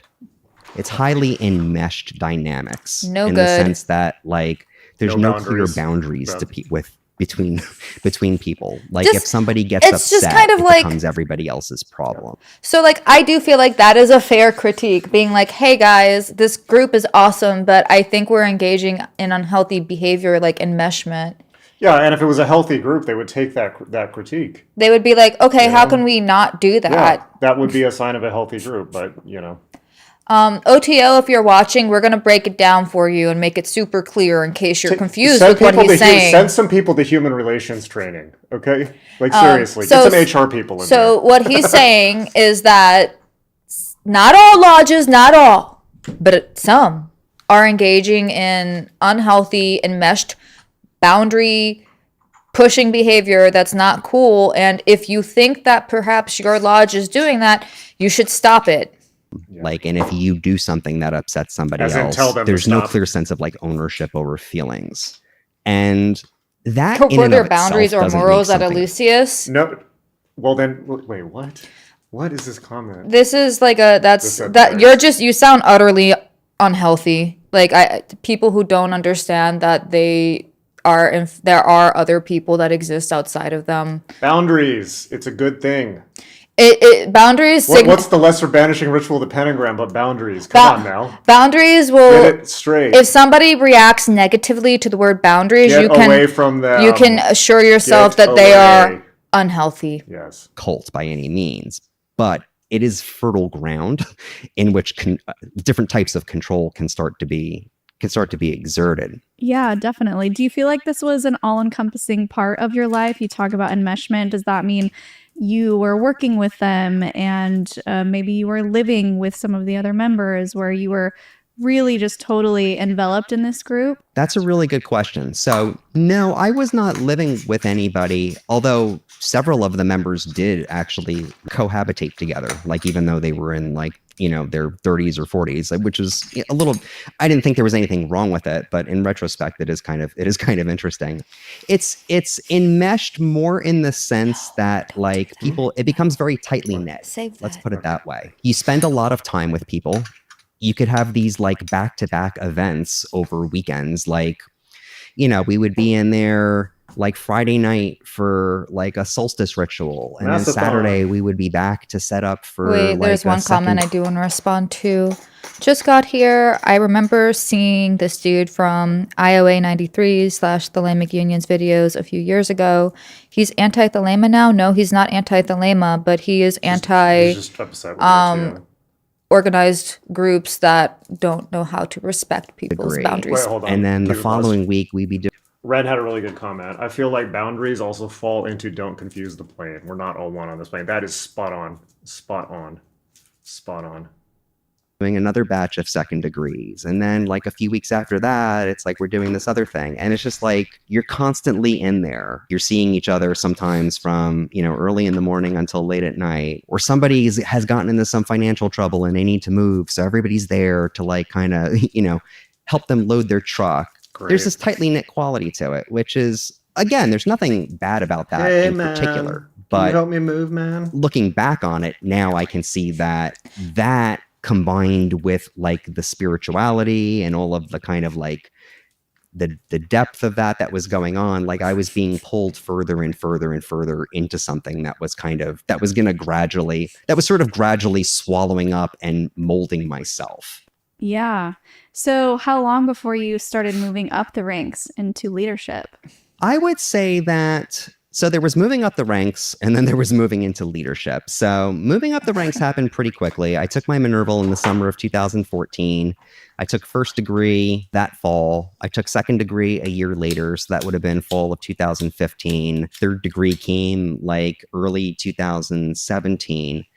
Technically, you're not a leader at that point, leaders are technically more like, like fifth degree. The lodge kind of entered into a crisis around the time that I was like a fourth degree. And I stepped into a leadership role at that point. I started taking a lot more ownership over things that were happening in the He's making it sound cheap. community. And so I would pinpoint like that as the point where I kind of switched over from being a consumer of OTO to somebody who was really taking ownership over the community. So what qualifies one to move up to the next level? So it depends what degree you're at. So basically to move up through the degrees, you need to find 2 sponsors, you need to fill out an application, and you need to pay some money, an initiation fee. And the sponsors are basically people who are vouching for your character, saying that this person is a person of good reputation and Vouched for honor. by the That is OTO. generally not difficult to do. There's no like real clear cut and dry set standards on it. And generally speaking, if you're like well liked in the local community, that's easy to do. That's true up all the way through the Man of Earth degrees. Popularity So test. 0, 1st, 2nd, 3rd, 4th, and PI or Perfect Initiate. Another comment I wanted to add to: people wanting community more than spiritual growth, it seems like. This also is the same for role-playing games as well. Like when you are trying to get a group together for role-playing games, you have some people who actually want to play the damn game, and then other people who just want to yap, which is Yeah, fine. let's talk about that. So, so I started something. Brian said, I still have to ask, is there noise or confetti when you level up in OTO or even Scientology? No, but there will be on Magic.me. Thank you for that idea. That's a great idea. I will totally do that on Magic.me. I can do that now. So people want a community more than spiritual growth. Okay. Game analysis. What game are people playing? All right. First of all, I'm going to break this down. What is the OTO game supposed to be, according to Crowley? If you read Crowley's autohagiography, when he's talking about the OTO, and specifically the 9th degree, which is the final degree, and how dare you? It's puff puff pass, right? Do y'all? Okay, guys. This is an actual conversation. Why don't you Is just it pass it is instead it of asking pass the pass stream? or is it puff puff pass? Well, it's not ask the stream and then don't pass. Okay, there we go. It's not just theater kids. So Crowley says in his autohagiography, so Crowley was given, according to Crowley, Crowley was given the 9th degree by Theodore Royce, who was at that point the head of the outer head of the order, because he published The Secrets of Sex Magic in the Book of Lies, presumably chapter 69, The Way to Suck Seeds and The Way to Suck Eggs. Allegedly, Theodore Royce turned up on his doorstep and gave him Yep, puff puff pass. I'm puff, not puff, alone. puff, 93 puffs, then pass. So he says the only point of the OTO at that point, so he reconstituted the OTO as a vehicle for Thelema. It wasn't, the OTO was not originally Thelemic, it was Continental Rosicrucianism. Crowley updated it with the Book of the Law, and then it became the Crowley Fan Club. That's not what it always was. The point of the OTO is the 9th degree, right? So Crowley says in his autohagiography, the only point of the OTO, the only reason the OTO exists, he says this, look it up, the only reason is to pass on the 9th degree secret to as many people as possible who can wield it as a weapon for freedom in an unfree world. Now, as far as I've gathered from reading some documents that were unscribed long ago, the OTO, Bill Breeze, they've stopped initiating people to the 9th degree for at least a couple decades. Partly because they had bad experiences with people. I think they still initiate a few married couples, but they don't initiate to the 9th degree. At which point you have to ask, is it actually the OTO?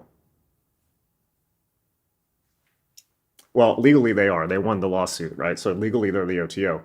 But by Crowley's definition, they're not doing what he said they're supposed to do. Now, that aside, people are saying socializing versus socializing versus doing magic. So here's the other thing. The OTO is, believe it or not a magical order. It is not explicitly in writing, not meant to teach you magic. That's the AA, right? The OTO is a social order, right? So you get lots of people who are there to socialize. So when you isn't the final initiation about creating your own religion? No, I don't know where you heard that. If you haven't seen The Holy Mountain, you need to watch it. The Pantheon Bar will tell you everything you need to know about this. But when you go to these groups, ask yourself, what game is each person playing? Because they may be playing different games. Now, here's the issue with occult groups. There's lots of things about occult groups other than magic that can attract people. One of them is the secrecy and oaths. So let's say you got Joe, this is all hypothetical, right? But you got Joe McBlow OTO group out in Boise, Idaho. You got a bunch of 21-year-olds into magic. And then you got some people who are in it who are saying they're into magic, but actually they're part of a pedophile ring. Because they like the idea of secrecy, oaths, and people being sworn to silence, and being able to hide in a subgroup within a subgroup. Now, this is not me saying this is a hypothetical, right? This is a hypothetical. I'm not saying that happened, but you can see how the dynamics can quickly disintegrate into something that is, even if it is operating how it's supposed to on the surface, which at least if you follow Crowley's thing, the OTO was not. That's the surface. Other people may be playing sub games underneath it that actually have nothing to do with the group. So you have to keep an eye on that. All right. When you hit PI or Perfect Initiate, to go further than that, you have to, it's called an invitational degree. So you don't fill out an application, you don't get 2 sponsors. Somebody who is upper degree has to basically say this person is ready to come up. And that's how, and all of the degrees from there on out are invitational degrees of that type. Do you have to pay money each time you move up, or how do they make their money? Are you constantly donating? That's hilarious. Yes. Whoop! Oh no! Oh no! What? There's this doorway in. I did it again. I hit the stop button. It won't happen again. Does anyone remember where we were? Somebody. While we're mentioning, please, somebody in the chat go back and look if there was a time stamp. I don't know if they can rewind. Oh fuck! I don't know if there is a time stamp. Were any of y'all just monitoring it at all with time? Was probably in 2007. Defining it a different way, intuition of just understanding. I think like we're past 30 minutes. It had better We're intentions. past. What? I think I'm my since she's talking about intuition. I'm intuiting. You want to take the mouse and see if you can find it? I'm intuiting. While I'm I smoke this. intuiting. We were at 3407. Let's see if I got it. Round in which different types of control can start to be exerted. Yeah, definitely. Do you feel like this was an all-encompassing part of your life? You talk about enmeshment. Did we get to this part?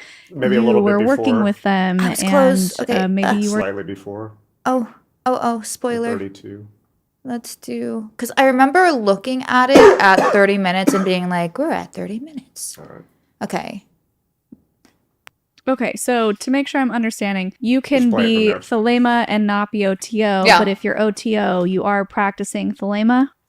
That's the idea. In practice, OTO is not strict about it. They don't make you like swear that you're only a Thelemite. The reality is that people in OTO practice lots of different spiritual paths, but I think they primarily identify as Thelemites. Okay, got it.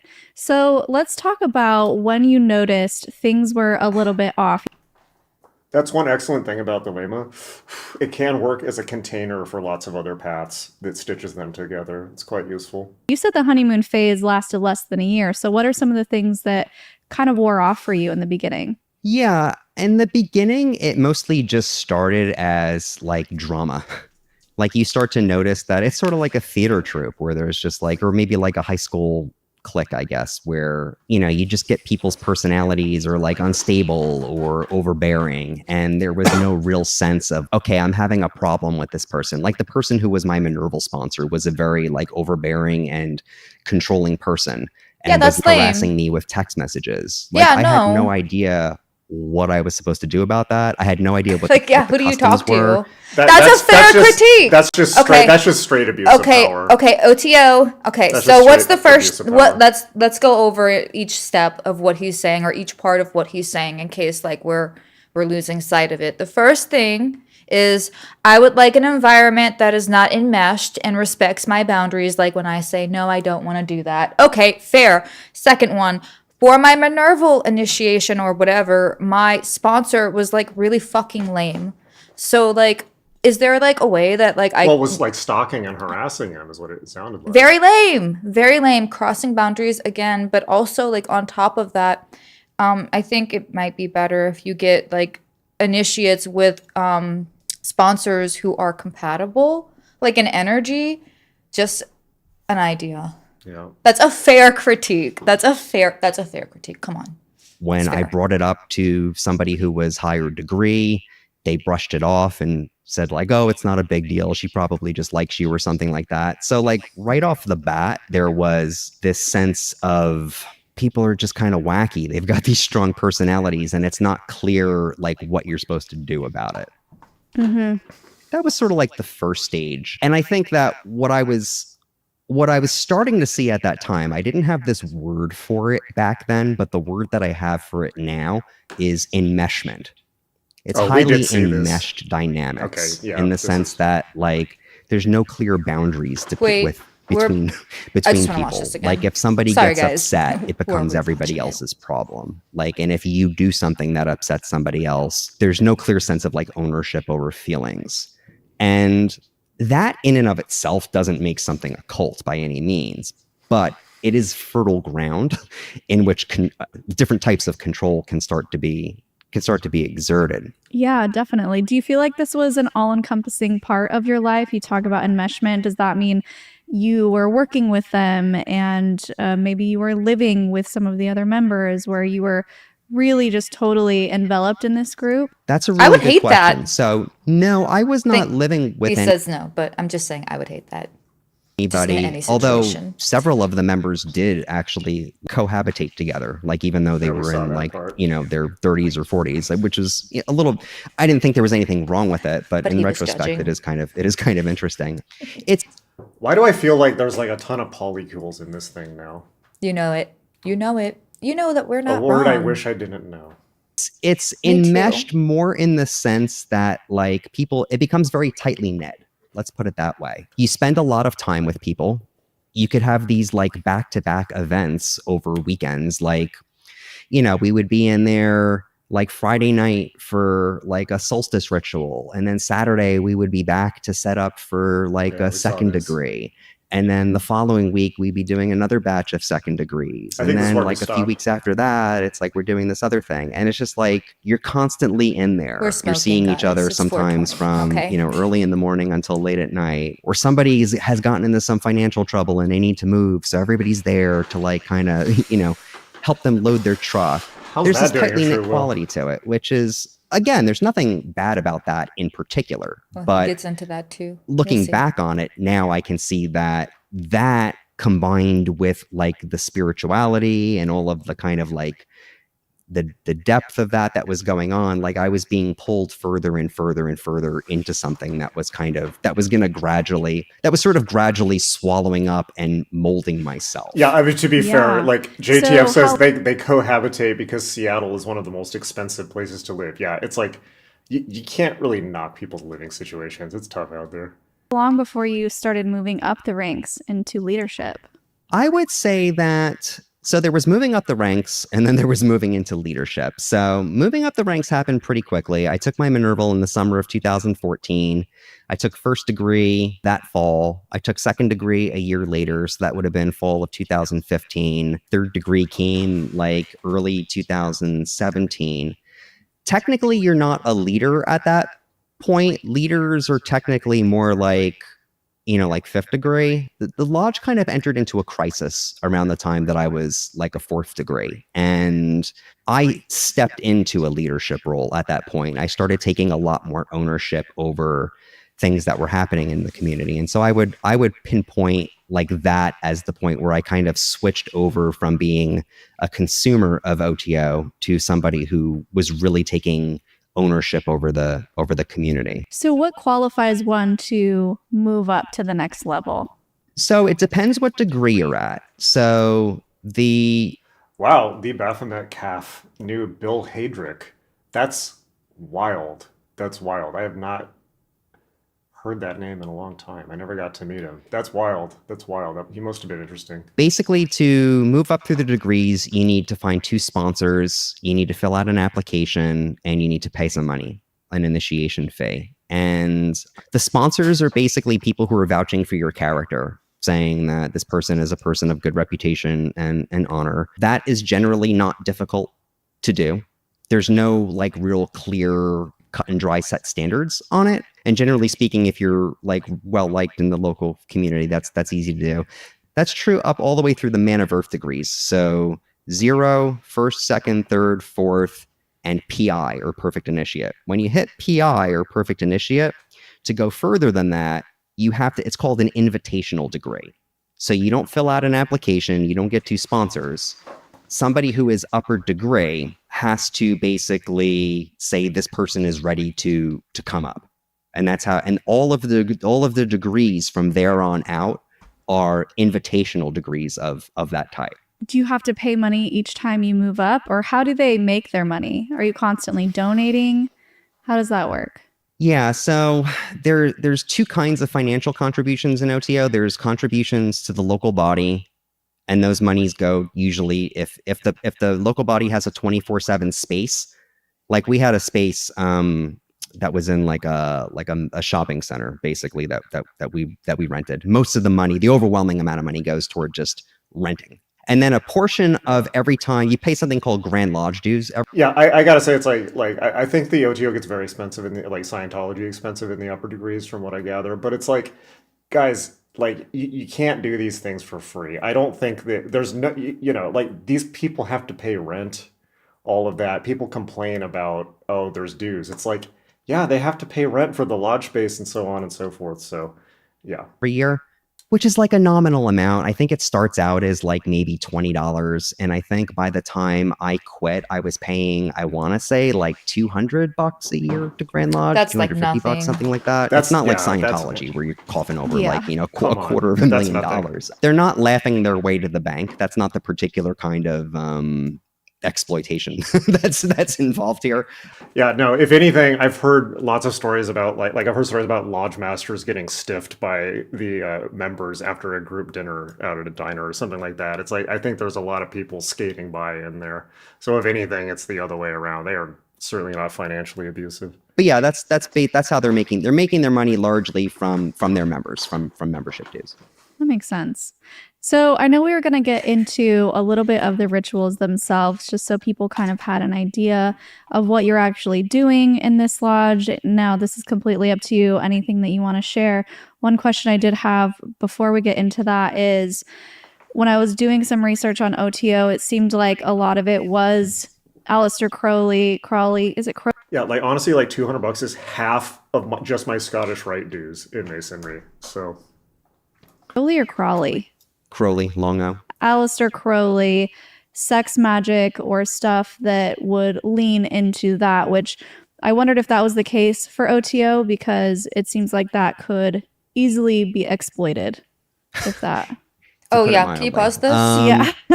That's a perfect segue. So there was a comment earlier that I definitely thought I would like to address, which is, again, somebody who was really big into crossing boundaries, I guess, was saying yeah. that boundaries can be crossed if like you're in a room with a bunch of people in samadhi. what are you talking That about? to me, Talk about confusing. okay, What are you talking okay. about? So to me, this sounds like Have you been in a room to full me of people in this samadhi? this literally sounds exactly like, have you been in a room filled with people on MDMA?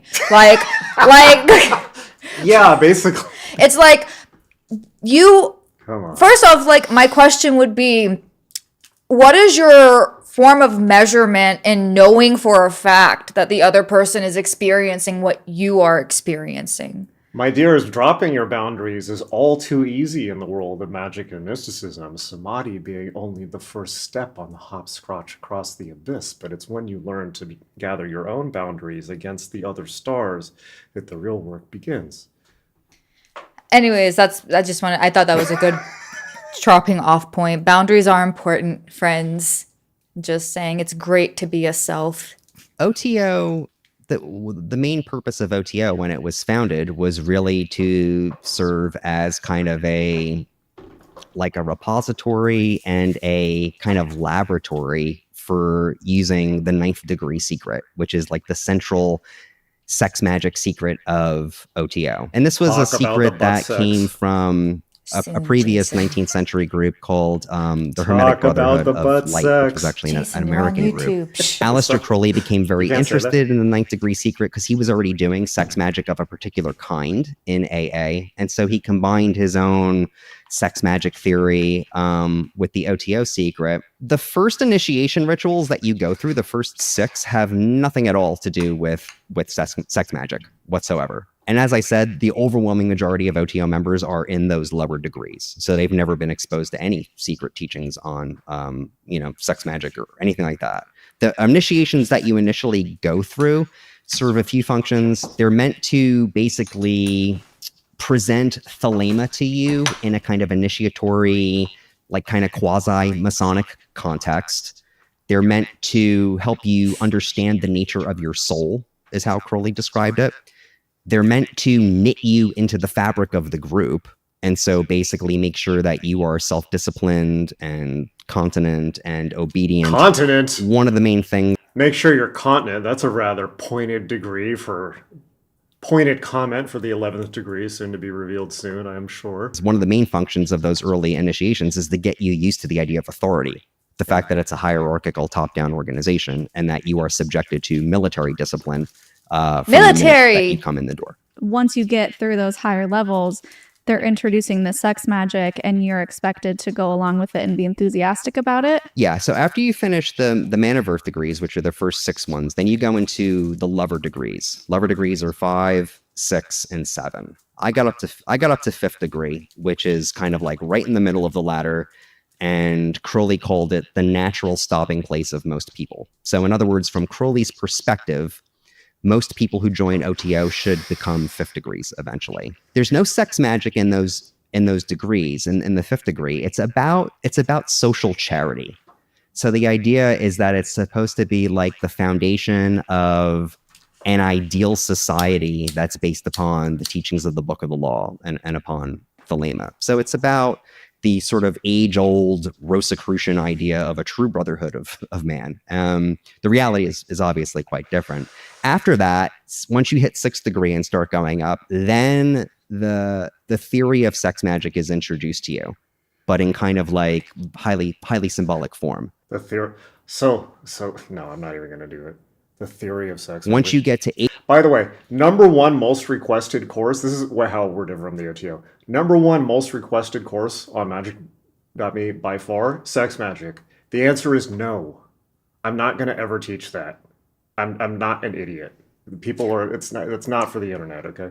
8th degree, that's where practical sex magic starts, and then in order to get to 9th degree, you have to be able to guess the 9th degree secret. And only They won't tell you. the 9th degree secret I already on their guessed own it. Are then admitted into the 9th degree. That is At really which point you're funny. given all of these They're like, we won't and, tell you, but if practical you guess it, instructions well, they'll on how- What if they just wait till like the 3rd thing you guess and then they tell you that's what it is? Guys, it's so dude, given how weird it is, it's like, yeah, you would want, because if you were to just outright say it, it would sound crazy, wouldn't it? Well, to do it. So that's Is sort that of the like the highest? general schema. 9th degree is the highest. There's the 10th degree. The 10th degree is the head, is the Grand Master, a national Grand Master. So the person who runs very OTO in important the United person. States is a 10th degree. It's an administrative degree, basically. Sounds important. There's an 11th degree, which was associated. It's not technically like an administrative level in OTO. It's more of like What a is it? spiritual practice Spiritual of practice. using anal sex for magical purposes. And then there's the It's a soul brother thing. It's a spiritual thing. 12th degree, who is the outer head of the order. That's the person who runs the whole It's also known as the no homo degree because you have to say no homo while you're doing the 11th degree with your higher ups. thing. That's the person who holds Aleister Crowley's office, basically. So at the top, it's all about sex. Are you surprised? Yeah, it's just about it's about a bunch of bros connecting their souls in a big polycule of 11th degree. There's a classic, I gotta watch what I can say on YouTube, but there is a classic Craigslist ad from like 2008 of like a naked dude with a crystal pendant.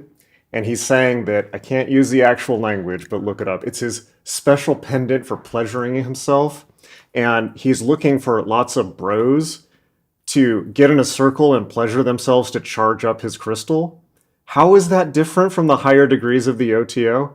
I don't know, but I like that he started off with it's a spiritual thing rather than it's a butt thing. Talk about boundary crossing. Alrighty. Yeah. Yeah, charge my JO crystal. Look it up. Just Google it. Charge my JO crystal. I'm not gonna say it online. The whole thing To sum it up. It's always about sex, damn it. Hey, it's early 20th century, so people were back then. There was this Imagine the growing smell. sense. Carl Jung shared this opinion too, that Imagine like the if smell. we have a kind of memory inside of our blood, inside of our bodies, of like a kind of primordial Imagine the smell. Yeah, like frankincense and rectal mucus, as William Burroughs called it. religion. And so, like, to get closer to your instincts and to get closer to God are like the same thing for a lot of people around this time. And Aleister Crowley was a deep believer in this idea. Yeah. Mhm. How were you? Very deep. He went very deep on that one. I feel like this is obviously in the same time as Carl Jung as well. And there is something to be said that a lot of times when we're engaging with systems, we need to remember the time in which these systems were created. Same is true for like Christianity and any other like Judaism. It's like, what is the environment that's making these systems and beliefs? And back then, I think it probably was a good thing to like experiment with yourself in that way. I mean, to a degree. Obviously, I don't think it's An 11th great. degree. I don't think it's great to harm other people. So like there is a line and a boundary. No, thank you. But I think at this time, like denying who you were was like the thing that people did. And it's in a way kind of something that people still do. A lot of people try to be other people versus Yeah. trying to figure out who they are. So that's why I think the message is good, because like I think your authentic expression is the correct one. And sometimes people don't realize or know what that looks like. But back then, especially so. Yeah. Now, don't get me wrong. I have nothing against butt sex for magic. In fact, like basically a lot of what my wife is saying is correct. It's like particularly for the time, even to be gay could put you basically sentenced to life in prison. And so you'll notice with Crowley's work, if you really read between the lines, people say that Crowley hides, obfuscates, and overcomplicates things or puts blinds in his work. He really doesn't. He's really straightforward. If you really read closely, the times that he's taciturn, like the times that he doesn't, where he says, I can't tell you this, it's for two reasons. One is, it's the 9th degree secret, or it's OTO initiations, meaning he's taken an oath not to say it. So he took an oath, so he can't talk about it. But the second one, but you can find all that on the internet. The second one is if he's talking about gay sex, when he couldn't put that in print. So Crowley, who's bisexual, who frankly probably got thrown out of the Golden Dawn not because of some air of sulfur, but because of his bisexuality, because of the bigotry of the time, he has to veil that a lot, and so a lot of his writing seems overly mysterious, where what he's hiding is not magic; it's something far more prosaic. The thing about the 11th degree that is hilarious is that apparently it's a surprise. But there you have it. Wait. But with that being said, occultology made of another funny banger comment. Can we be sex positive and not sex obsessed, please? Same. Yeah. I don't want to.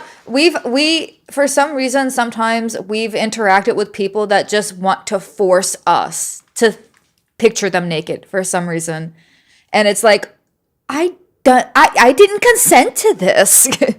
Also, are you? Wait, that's don't, not in the don't school. dare. That's just like out and about in life. But yeah.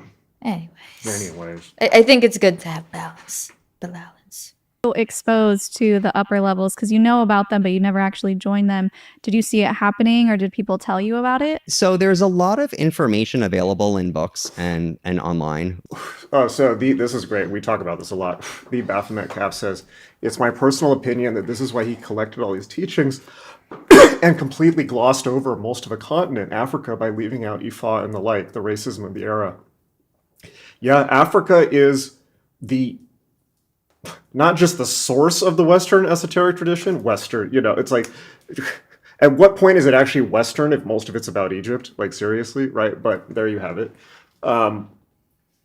Africa is like the unconscious of the world, It's in a way. super, super fascinating and amazing and wonderful. Yeah. And it's not all good. I mean, like, I've definitely, like, a lot of the, some of the, like, Yoruban stuff, the human trafficking, I've had my things I've said about it in the past, but that's only one part of the world's most massive continent. There's so much going on there. There's Egypt, there's the Dogon, there's the Ethiopian Orthodox Church has the original Book of Enoch. They're the custodians of the Book of Enoch. And so much more. The Kemetic wisdom is strong in Africa, and I think that it is kind of like the unconscious because it's not like the first place that people like intuitively look. Instead, yeah, I don't know. Don't get me started because I feel like a lot of stuff that like Westerners like know about like magic, they should just take it upon themselves to find a legitimate Kemetic teacher who has a lineage directly from Africa. And I don't know if they're going to teach you everything, especially if you're not from that region, but like, Nor should they, I mean. and you're not entitled to it either. But like, I do think that I follow a few that have like really good podcasts, and I feel like a lot of Western stuff is clearly taken from that. And so I think it's just like in good taste to listen directly from the taste. people. It's super fascinating. It's like, I think, well, yeah, but like you have It's to like, information. just be aware. Like that's like where you're going to get profound wisdom because it's not just like, I learned it in a book. It's also like, I have a lineage that goes back XYZ and you cannot get this information outside of this lineage. And I think that that matters. That fucking matters. Yeah. That matters. And I feel like when I don't know, I have contempt for the word Egypt. I can be very like, Kemet. I can be very libtarded at times, okay? But when it comes to how Westerners use Egyptian stuff, I just think that we could do it better. Like I'm saying, like we could engage with the material better from like the original source. Well, the issue is that when basically people get into Voodoo and they think that's representative of the whole of Africa, or that it's even an African tradition. It's an African tradition if you're in Benin or Ghana, right? But not or the Ivory Coast, but not, it's like once it crosses the Atlantic, it becomes something else. Right. And once it gets to America, it's something else entirely. And once it gets to people who look like this guy and us, forget it, like, right.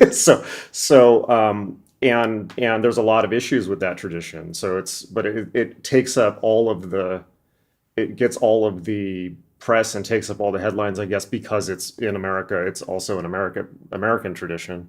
So it makes more sense to people. But there's so much more there.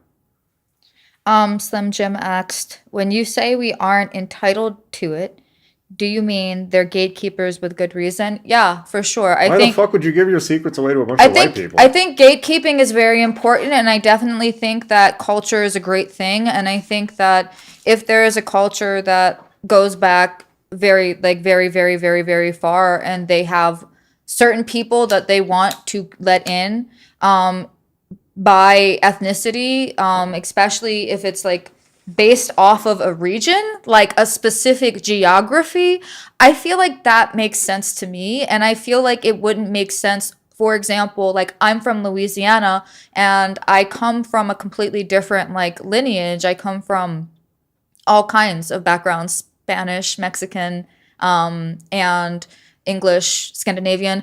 None of that is related to Kemet. Now, I do encourage people to learn about Kemet and learn from people who have lineages from there, but there are certain initiations that I will never have access to, and I feel like that makes sense because it's not in alignment with my like the geography that I grew up with. It's not going to make any sense in either geography nor like in like actual like lineage itself. So it just doesn't make sense. I mean, Frank, my feeling about it is like I'm definitely not like a purist about like you have to be from the culture to practice the culture's magic.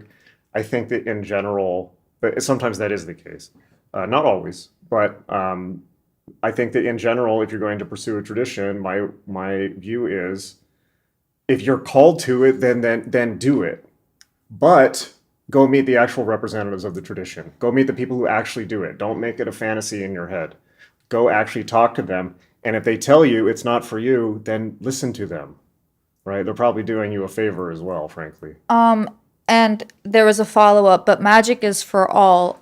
I would examine that statement a little bit more and ask yourself, why do I think that that's true? Because when I hear that statement, the way that I'm reading it is like, technology is for all, but it's not. There are only some people who know how to use a computer to its like highest degree, and then there are other people who will never touch a computer, and they have different understandings of how to operate that. So same too with like different magical technologies. Like they might have like something in their body physically, which a lot of them do claim, and I'm not going to make any claims on this stream like as to what I believe, but I have heard claims where there is something genetic that is unlocked with certain practices that really only make sense for the people of those lineages or from that region.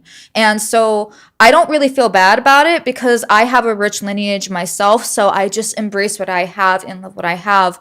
And I think that this is probably true for a lot of lineages, not just Kemetic lineages, but like a lot of lineages. Like for example, Eskimos. Like I am certain that there are certain practices that literally only make sense for that region. Yeah. Well, on the other hand as well, there are also a lot of these traditions that are like, please come learn this. Yeah. We don't like, or you're like, we don't care. Like, we want the tradition to survive. So Tibetan Buddhism is almost always an example of that, where they're like, it's like, plus they're a missionary tradition, right? So there's a lot of these traditions you go to where they're just excited that you're like, somebody's interested in this, like Vietnamese Taoist temple, or so you go like there's Vietnamese Taoist temple, they'll be like, "What? Wow, what are you doing here?" Okay, but they're happy to see you. Yeah, I would just say So- listen to what they say and just like go off of that. It's kind of like entering into like somebody's house. They might have certain rules and you have to like be respectful of those rules. And just because you want to have access to something doesn't mean that you can. And that's fine. Yeah, It's fine. fine. That's fine. Also, Crowley never said magic is for all. I don't think, unless it's in the introductory postulates to Book 4. He said the law is for all, meaning the law of Thelema. Is magic for all? It's for all who dare to pick up, who know will dare and keep silent. However, you'll know. So it's open, but it's how many people do you think are going to self-select into something like that? A handful at best. Right. So it being available is not the same as it being somebody doing the work. But even if you have to do the work, if you don't do the work, you don't get the result. It's the same in Western magic. There's degrees. The degrees are markers of not your worth as a human being, but they're markers of, they're like Boy Scout badges that you've completed certain tasks. Right. And you have to earn it. And it's the same with any tradition. You can't just go into someone's house and start telling them how to run it. It's the same with the OTO, quite frankly. So there was rambling. Yeah, I feel like this, like we can talk a lot about this because it's a very loaded topic. Nyx the Dark Phoenix mentioned, right, true, understandable, as a person of color but from mixed and diverse cultural and ethnic backgrounds, what about the perennial philosophy? I see connections and truth interweaving and all. Yes, that too. Yeah. I feel like if you want to know my personal perspective on all of this, everything is interconnected. It's all one thing, man. And I feel like perennial truths are a real thing and that everything is interconnected. And also there might be certain like groups or lineages that just want to keep their practices locked in, and that's fine. Yeah. So, totally fine. and I think like it's for me, just embrace what you like. If a group is saying, hey, come join our party, we'll take you in, join that group. I don't see why anyone would feel entitled to a group that says we don't want you here. When a group tells me we don't want you here because you don't have this, I say, okay, you're not my group. And I go to, well, I'm not, when I was in high school, I didn't have any groups. I just floated around. And so is the case now. Yeah. Basically. On the other hand, you know, like magic, particularly temple hopping, gives you a great way to meet a whole lot of people from other cultures that you never would have met otherwise. And it can really expand not just your friend group, but your view and your sense of the world. I find that studying different religions is the best way to learn about the world, because you're not studying the geography and you're not studying the kings and battles and the wars that make territories. You're studying what the people actually believe there, right? And so that for me is the best way to learn about the world. And it goes double for the fact that you can go to the cultural embassy if you live in a big city, you know, of whatever the tradition is usually. So Syncretism. all right, let's watch this. Like just any yapping. any of your listeners, if they are you know, industrious, can can go online and find the papers of various kinds. A lot of the upper degree stuff is highly it's written in a highly symbolic language. So like if you read 8th and 9th degree papers, it's not like you're reading like a manual for how to do sex magic. You're reading these treatises on theology that are couched in like alchemical language. It invites a lot of contemplation, weirdly enough. It's not just about, you know, do this thing with your penis, and then she does that, and then you do this thing. It's not like a cookbook sort of thing. It's always about some guy's Penis, dong, penis, isn't it? penis, It's penis, always penis, turns out to be a penis, penis thing. penis, penis. No matter what it is. Penis. It's like Penis. Should we tell them the thing that we do with Golden Girls? man, I don't know if that's Penis. gonna make sense outside of context if people haven't seen it. Well, that show is also about penis. Dudes are driven by their penises. You know, it's like to quote Chica Bruce on the Montauk Project, it's like, and this is the point at which I realized that this whole thing was just an elaborate sexual come on. Yeah, this whole thing was some guy's scheme to get people to 11th degree and 9th degree He's like, I know how and the I'll 7th do and it. the 8th. There you go. That's the Mysterium Tremendum. Like a lot of people think, it's actually a lot more mystical, which for a long time gave me the impression that there was something deep about it because it was so obscure. Is that true? It's interesting. So in retrospect, I don't think it is that deep now at the end of the day. Ain't that But deep? it presents as deep to Gotta get go you deeper. to suspend your disbelief in order to engage. I don't think that was Aleister Crowley's intention. However, I think that that's the function of it. Okay. And I guess I want to say here too that I'm not going to say that I don't think sex is magical, because I do think it is. I think beautiful things can come of it. It can be a very sacred act. So it's not to like yuck somebody's yum I hate when that it statement. comes to sex magic. Like, do you, boo? I want But to. The I'm reason gonna we yuck bring your this yum. up and the reason I wanted to talk about it is Fucking because I freak. know it probably leads into some of the more nefarious things going on that did produce victims and did put itself in the category of cult when you have people exploiting others in this highly, highly, highly vulnerable space. Highly vulnerable, highly hierarchical. Mm-hmm. So you're mixing mysticism and a suspension of rational thought with hierarchy, with Obedience. and obedience and sexuality and transgression. It's almost an equation. It's like that's the left side of the equation. It's like Right. equals something bad is going to happen from that. Right. If So you let's think talk about second how order that actually consequences, happened. it follows. It follows. It follows.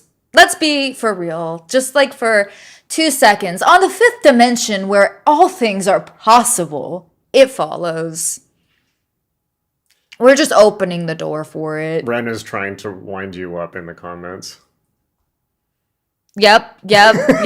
Ren. She knows. She's trying to get you going. Or how you saw Time for that another unfold. monologue. Yeah, so I think the point that I started to realize that something was really wrong was probably in 2017. This was kind of the beginning of a story that unfolded over the better part of my entire time in OTO, believe it or not. There was a man in our local body in Seattle. Look, guys and gals, it's real simple. Write OTO on a piece of paper or type it on your screen and walk to the other, or your phone, and then walk to the other side of the room and look at it and tell me what it looks like. No, seriously. How did Aleister Crowley sign the A in his name? Right?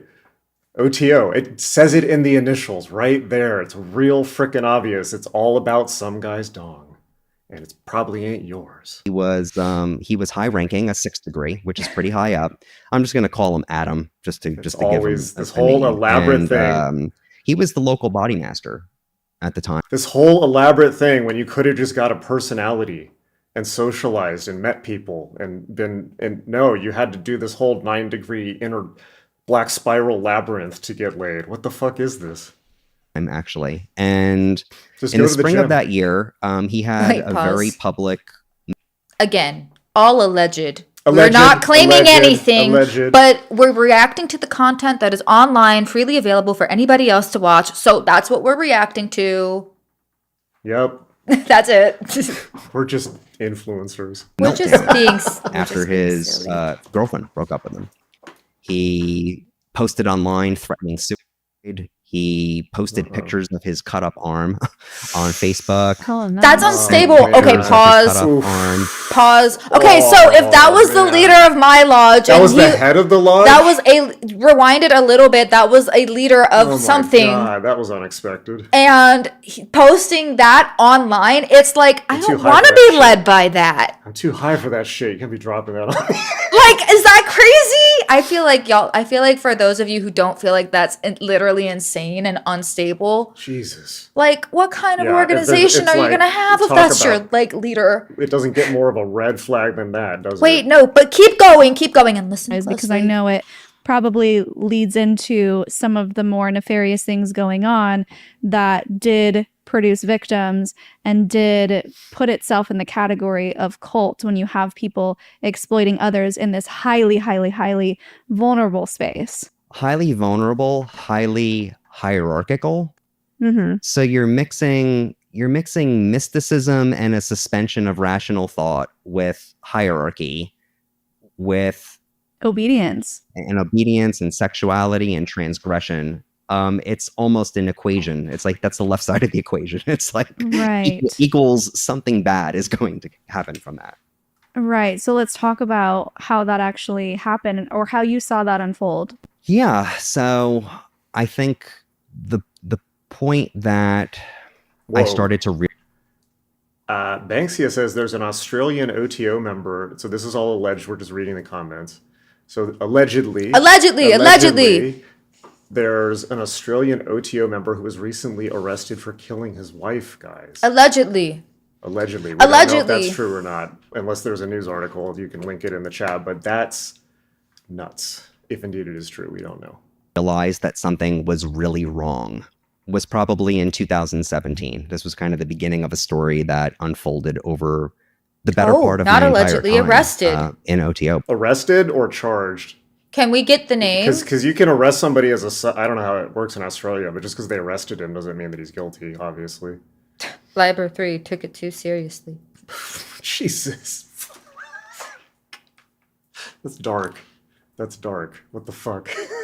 That's really I fuck with dark humor. Believe it or not, there was a man in our local body in Seattle. He was high ranking, a 6th degree, which is pretty high up. I'm just going to call him Adam, just to give him a name. this part. And he was the High-ranking local body master local body at the master. time, actually. And In the spring of that year, he had a very public meltdown after his girlfriend broke up with him.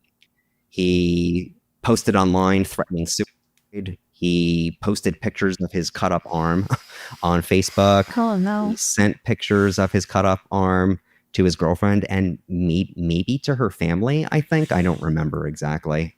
The response of national leadership to this was that he was asked to take down the picture of his cut up arm, and he was temporarily removed from his position as local body master.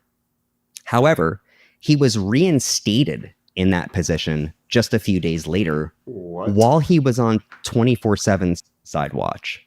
So our What? community was sitting with him around the clock. And in some cases, people were having to climb in his window of his house to make sure he was still alive, or to keep him from sending harassing text messages to his ex-girlfriend. Lord. And at the same time, this person was put in charge of the safety of our community. Why are we following Shortly this person? after that, he stepped down from that position, but the problems only got worse from there. Over the course of that year, I kept hearing about and receiving complaints from women saying that Adam was making them uncomfortable. He was putting pressure on them to come over to his house to keep him company. And that if they refused... I'm sorry. They're gonna pull me in with the comments because I'm high. Hardcore 333 says dude clearly didn't access his butt memories. Yeah, that's where the body thetans are stored. or tried to get out of it, he would guilt trip them into not meeting his emotional needs. I reported this to the local body master at the time, who was best friends with Adam, and he did nothing about it.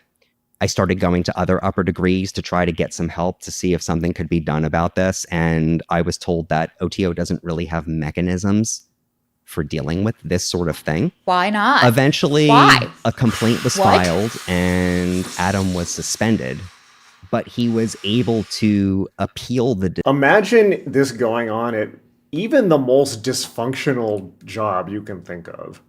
Like, this wouldn't happen at even like the craziest job I can think of.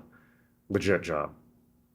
This is ridiculous. decision and was actually reinstated by an international body where he had a lot of allies. While all of this is happening, fast forward to 2022, an upper degree member from outside of this area came in and did his own investigation. And over a period of about 3 or 4 months, he interviewed 20 people.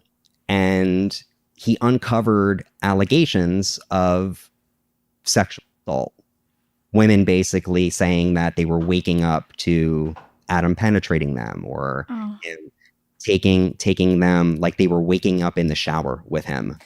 Bruh. That kind of stuff. You know, like accepting a drink from him and then not remembering anything else that happened. There was kind of a similar MO that kept going. They kept this person in the group. Well, like, how many people have to make allegations? Yeah, that's far from the only thing I personally have heard in that regard. And I won't say anything more than that. But I have heard many an alleged tale of such things, or even more forceful, happening in that context. So is still in the organization. When that information was passed along to leadership, they did nothing with it. They reinstated him. And as I was leaving, I don't know if this is true, I heard this, but as I was leaving, I heard that Adam was attending events again in OTO, but that he had to have a chaperone with him. That he had an OTO appointed chaperone who would follow him around at these events, I guess to make sure he didn't spike drinks or spike too many drinks. I don't know what the point of that was. And this is a man who is at the upper levels, the upper degrees, where they Just are nerding out. practicing sex magic. So he still has access to women in that way, or in those spiritual sacred circles and sacred spaces. So this guy was a 6th degree, which is high up. Once you're at 6th degree, you are close to untouchable by that point. It's very hard to do something about a 6th degree. They don't actually practice the sex magic. That's not like technically a sex magic degree. it's considered a military body, weirdly enough. They're supposed to have like a kind of military devotion to the head of OTO in the United States. Anyway, he had access, all men in OTO have access to women, and they use that access. So it's very common in OTO for Now, I don't know if this is true. I actually don't know if this is true or not, but I have heard alleged. People have told me that apparently, allegedly, women at the 5th degree are expected to be sexually available to all higher-ups at any given time. Their services are demanded. Fuck is that? Now, again, alleged. I honestly, that could be just hearsay. Okay, like somebody literally, that could have been a floating rumor. So I don't know for sure, but I have heard that. And just somebody who's absolutely not affiliated with this group coming in with an opinion. I definitely heard somebody who is 100% in the group and like is about the group mention that their particular group has like a creepy ass polycule that makes them feel uncomfortable. And I think that that's just insane. It's always It's a literally polycule. insane.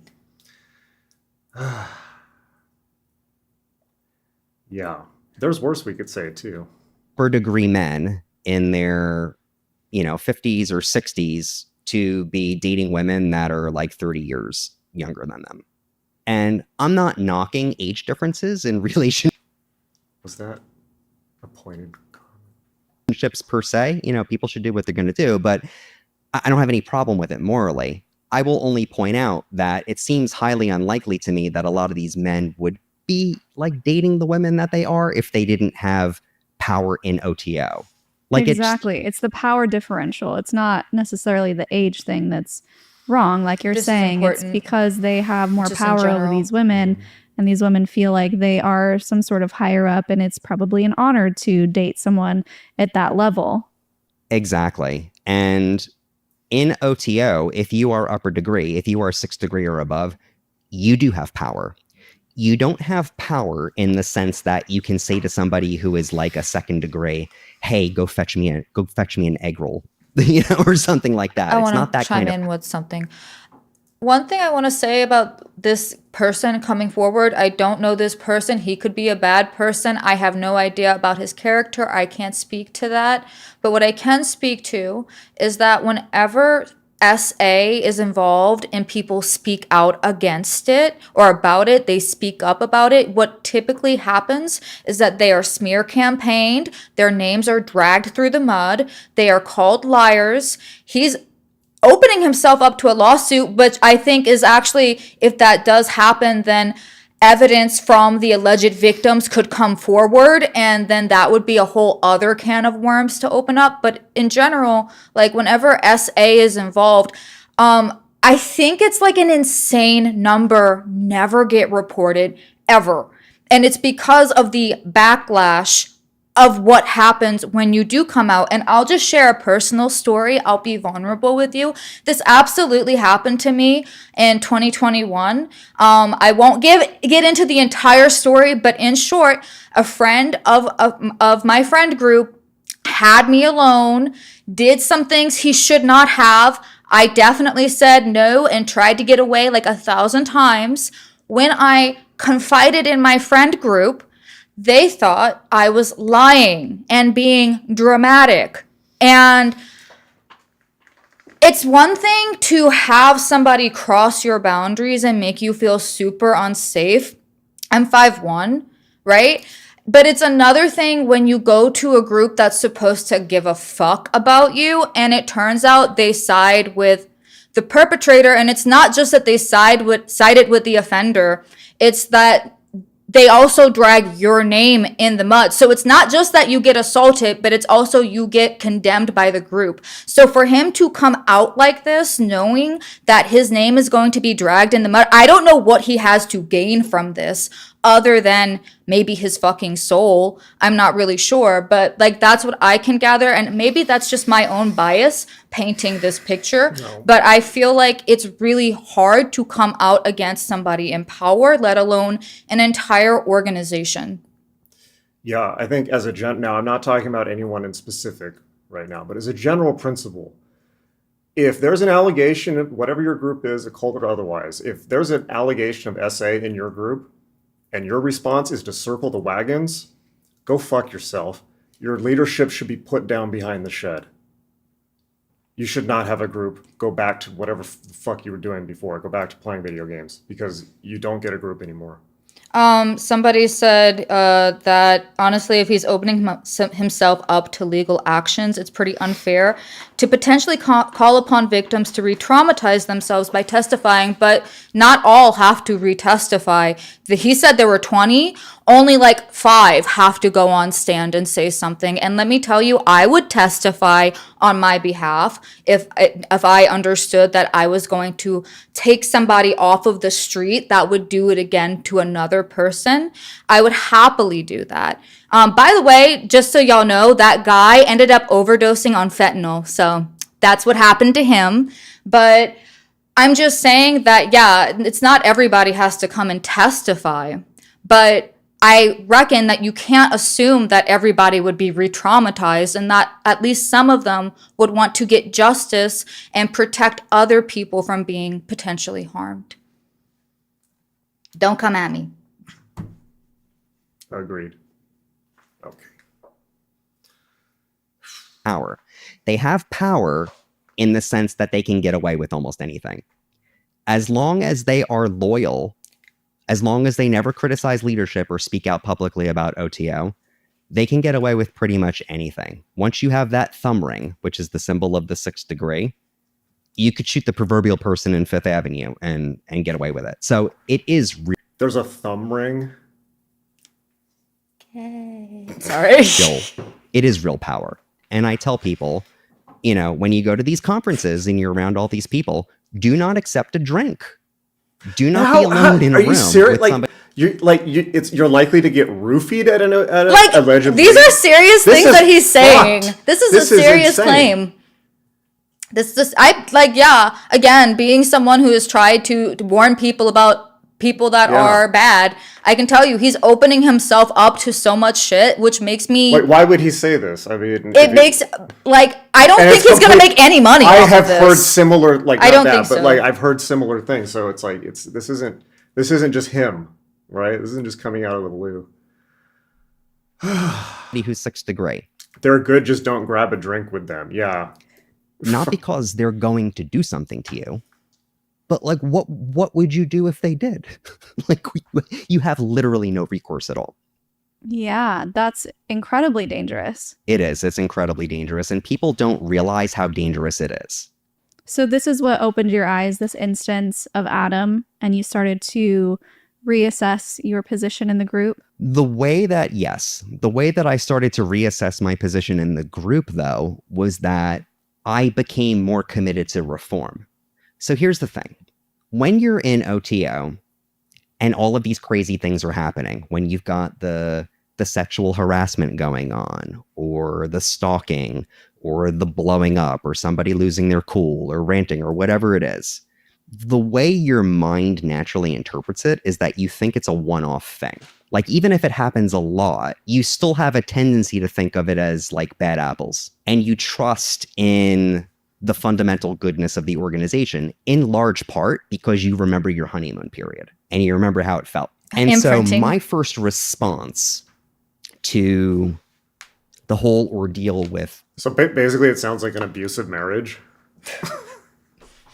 with Adam, remember the good times, wasn't Yeah, OTO the has a honeymoon rape period. culture problem. My response to it was, oh, we have a problem with a rapist. Like, we have to get rid of this person, and I know how we can fix this situation. Okay? What we have to do is we have to agree to these basic sets of rules, and we have to be serious about them, and we have to structure our community this way, and we have to do this kind of education. So my mind went into, like, I plugged in. I turned into like a little shape reformer, and I plugged right into OTO, and there's a place for that person in OTO. But the problem with that is, you know how I described a moment ago how OTO is like an organism and we're all cells in it, right? The problem with that is OTO invites particular shapes to come in.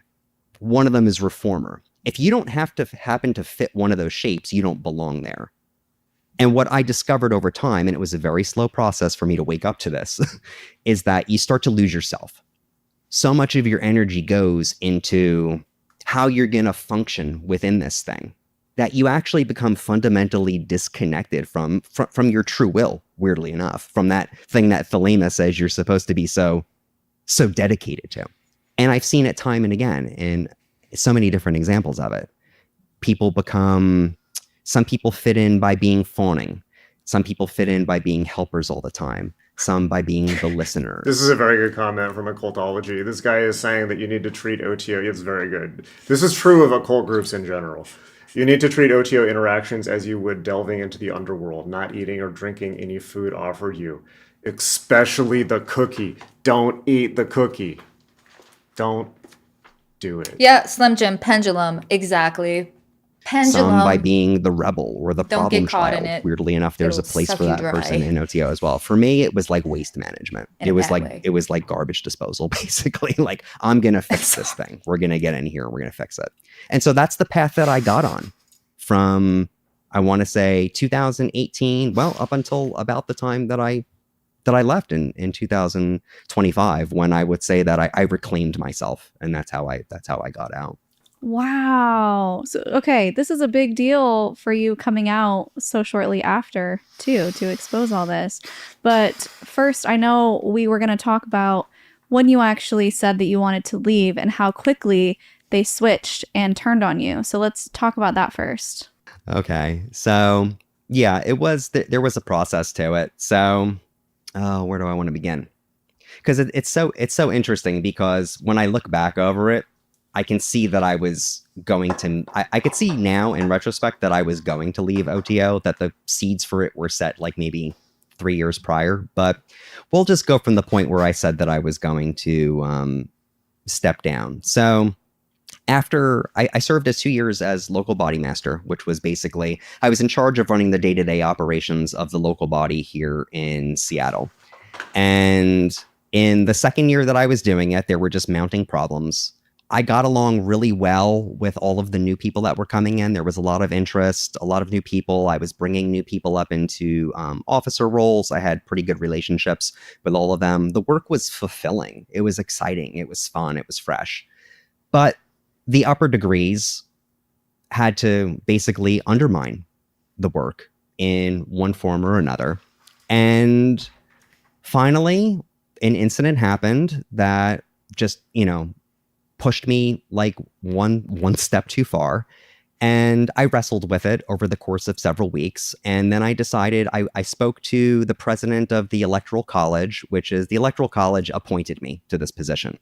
And so I set up a meeting with the president of the Electoral College, and I described to her everything that I had experienced over the course of the last year: the undermining, the back channeling, the overreach, the surveillance of my private life. And she was appalled and understood completely why I wanted to step down.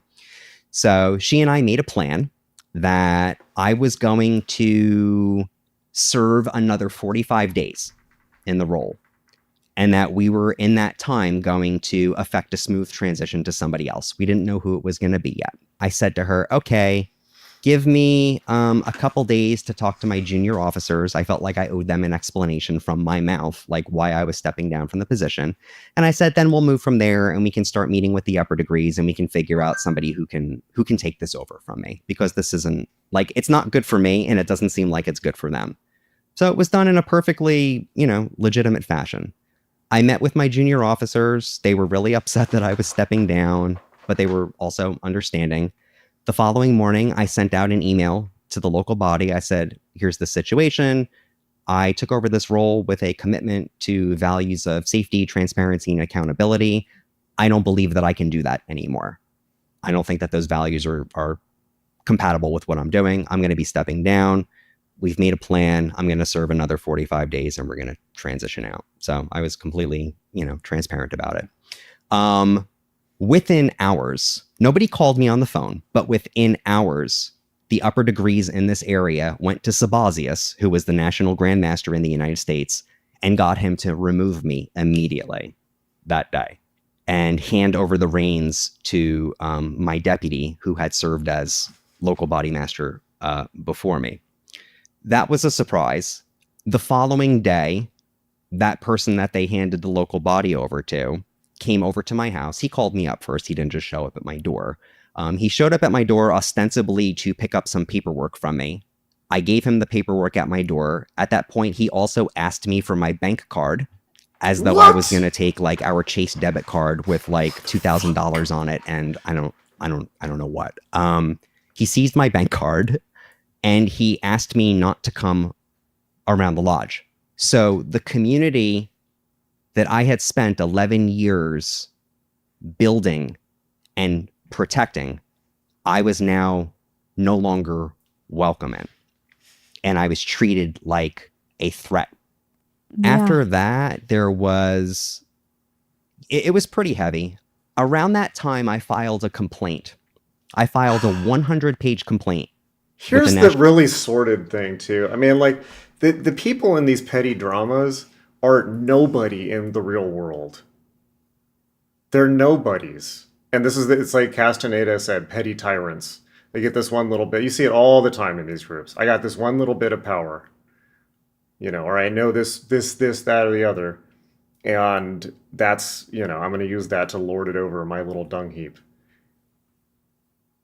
It's full of people like that. I mean, like, I think one of the people he's talking about, allegedly, that he's talking about right now, as far as believe it, well, I gotta be careful what I say online. But some of these people's day jobs are far from Christopher Lee in a castle, shall we say. And the idea of just giving people who you would never interact with in normal life, who you would never even think twice about walking down the street, now have total power and control over your life. That's about the least Thelemic thing I can think of. And for that reason, I basically think that the OTO is like a trap spider, right? It's there for a reason. It's to trap aspirants. It's a labyrinth. Like, we love this game, Mage the Awakening, where there's a group called the Guardians of the Veil who guard real magic. And to do so, they create the labyrinth, which is the world of false secret societies, which exists only to keep you stuck in a paper chase for the rest of your life. Also, if you find yourself being triggered like by any of this and like your emotions are high, I would ask you to consider like why you are feeling those feelings and like where that is in your body, and like what stories are you telling yourself about these emotions, because all of these criticisms that I've heard so far are in fact reasonable and fair if true. So you being upset about that, like, I think like is like weird. What was the comment you were reacting to? Oh, no, I'm just saying, like, I feel like for people who are in the OTO and are perhaps getting upset with some of the things that are being stated in this stream or in this interview, like, obviously, it's just a group, man. Like, it's not actually who you are. And, like, it is subject to being criticized just like anything else. Yeah, so nothing's beyond criticism. So this is just more of like a meta comment, because it's not really in response to any of the chats. This is just like, I'm thinking in the future, like when this video is just like on the page itself and the people who get to this part of the video comment or feel things. I don't know. Yeah. Man, there was a comment I was going to make. I can't remember. Yeah, man.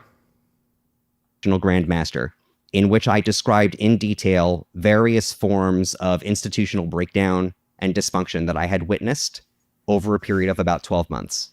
There were 70 pages of documentation included with it, including text messages, emails, meeting memos, basically showing how all of these upper degrees had not only undermined my leadership over the course of a year, but had undermined the principles of OTO, the principles that OTO was supposed to stand for.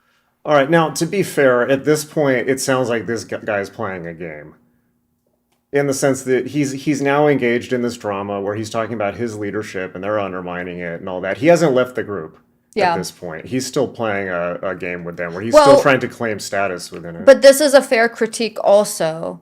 Because like if you're having like an order and this order is made up of individuals and these individuals are then expected to take on roles that require them to give energy and time and effort to something that they really don't have to, like they could literally like live their life and do something else, then bare minimum they shouldn't feel as if they're not being respected, and they shouldn't feel as if their position doesn't matter.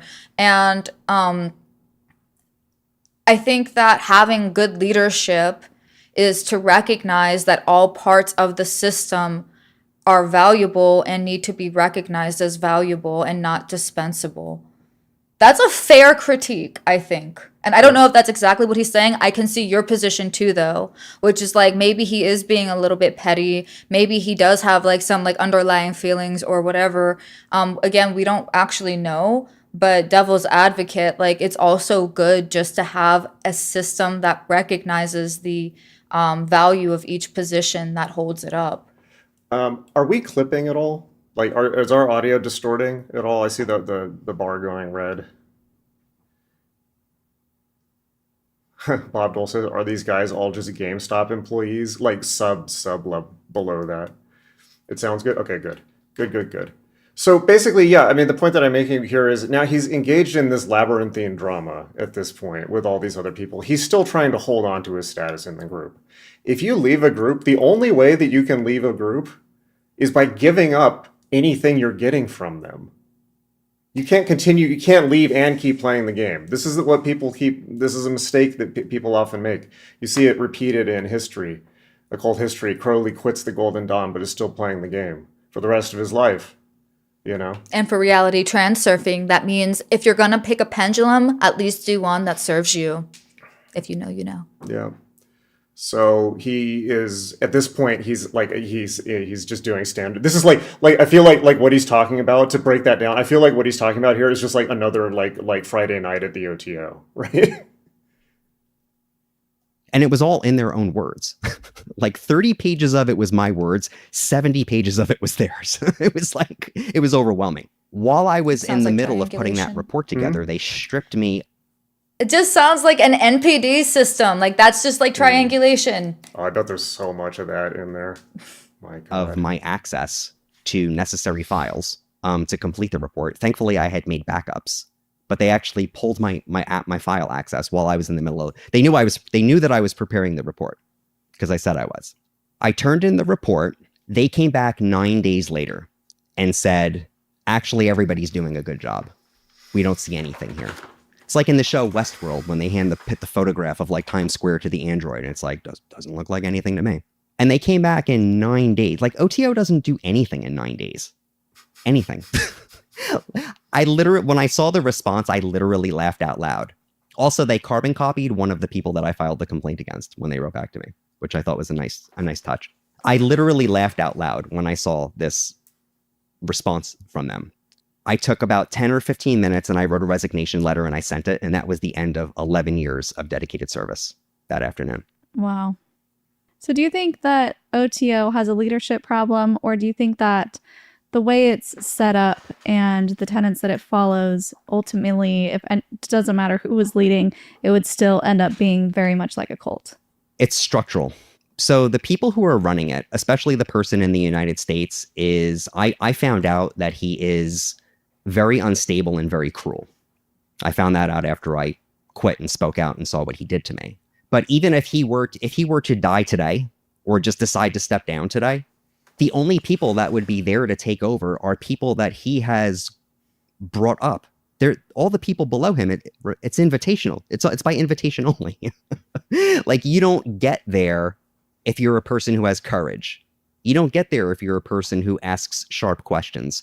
You don't get there if you're a person who even rocks the boat or does anything that makes them uncomfortable. Like, why would you want to be a part of that group? So it's set up in such a way that even if the top leadership all walked off today, the only people that are waiting in the wings have already been filtered, essentially, to be the same to have the same values as the leaders, to not be critical, not ask questions, not have courage, to constantly ask for permission. So it's a system at this point.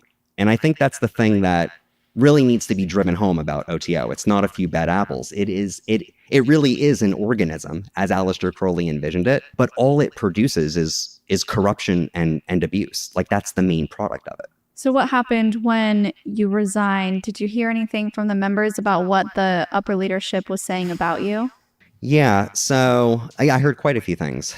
Probably the most noteworthy is that after I left, the National Grand Master, the person who runs OTO in the United States, spent 40 minutes, I was told, of a national meeting ranting bitterly about me.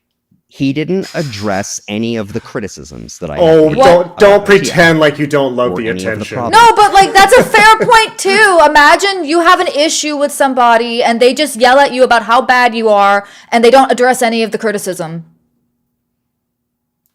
Imagine that. Why are you an adult and around that? That's the real question. They're all adults. Like, what are you doing with your Well, he life? left. He literally left. he left.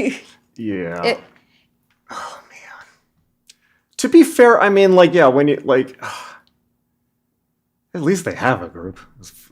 That I had pointed out, or even so much as a single word about OTO that I had mentioned in my letter or in anything else. He said that I was mentally ill, I was suffering spiritual psychosis, my ego couldn't handle OTO, I was an envious person, that multiple people said that I was a grifter who was using OTO It sounds like Scientology. to enrich himself, This is like which is, if just It's all like, it's just internet. You're a grifter, man. He's what? Do you even know? I feel like some of you don't understand what that word means. yeah, no. I think that,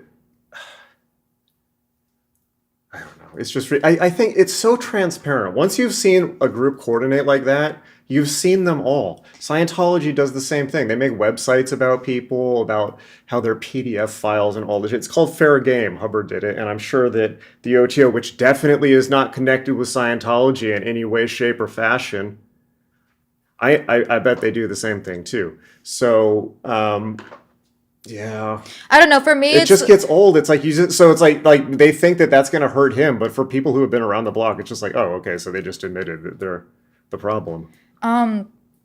it's a wrap when it's like, you know, he claims 20 people, okay?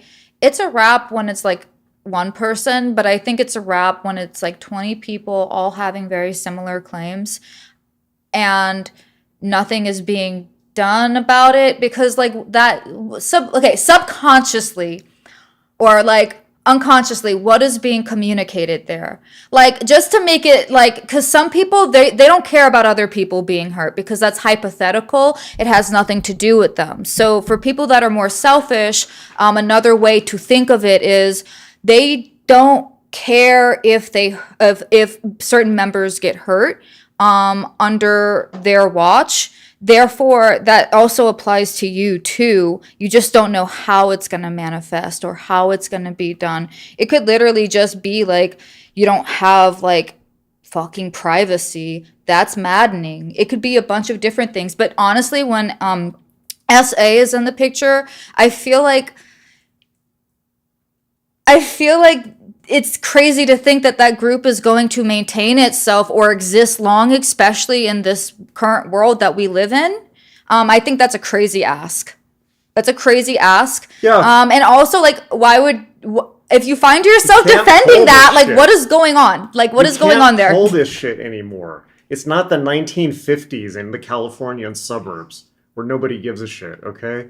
There's the internet now. Look, Scientology got torn down by the internet in half a second. And it's just a matter of time. And if what he is saying is true, which is there are 20 different people making these claims, they could very easily contact Netflix and have a special. Very easily. Oh, yeah. And go to court and make like a shit ton of money off of it as well. And I'm not saying that that's why they're doing it, though I would love to see that because very often what actually occurs is that justice never happens for victims ever. So I think that would be a great, a best case scenario because people, especially predators, the way that they operate, trust me, I know, is they count on people defending them because there's, I guess, no crime worse than being falsely accused of something. Yeah. Although I would argue they're that, the OTO bro, but I would argue that being someone never do that. who who is stepping into a spiritual context, trying to find a community where they can be open and vulnerable, if they become open and vulnerable around the wrong people, it's not just that it's like a physical violation, but it's a soul violation. They're trying to reach out into community and to learn that community is safe. And in fact, what they're learning is that community is not safe. So what's going to happen is it's going to either they're going to like do some like Stockholm syndrome shit where they're bonding to the people that are hurting them, because a lot of people who are abused, they end up in abusive situations because that's normal for them. They have a hard time recognizing that that's what's going on or that their boundaries are being crossed. And Jason is rolling another one, and I just got distracted. Sorry. Damn it.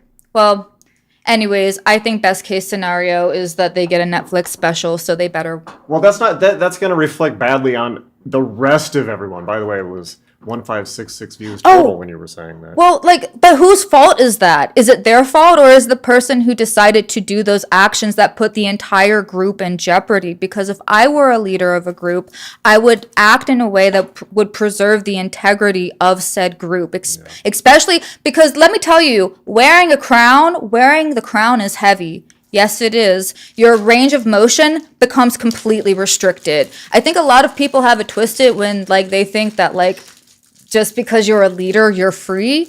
You're not actually. No, you have a duty. You have a duty to other people. You're less free. Your leaders are servant leadership. And so leadership is about service. And if you don't get that, you're just a petty tyrant. Well, there's different types of leaders, and I mean, to each their own. But if I were a leader, I would want to hold those other. If I had leaders that were acting that way, I would want to hold them accountable so as to set a basic standard of what one could expect. Because, a lot of people are looking for community and spiritual connection.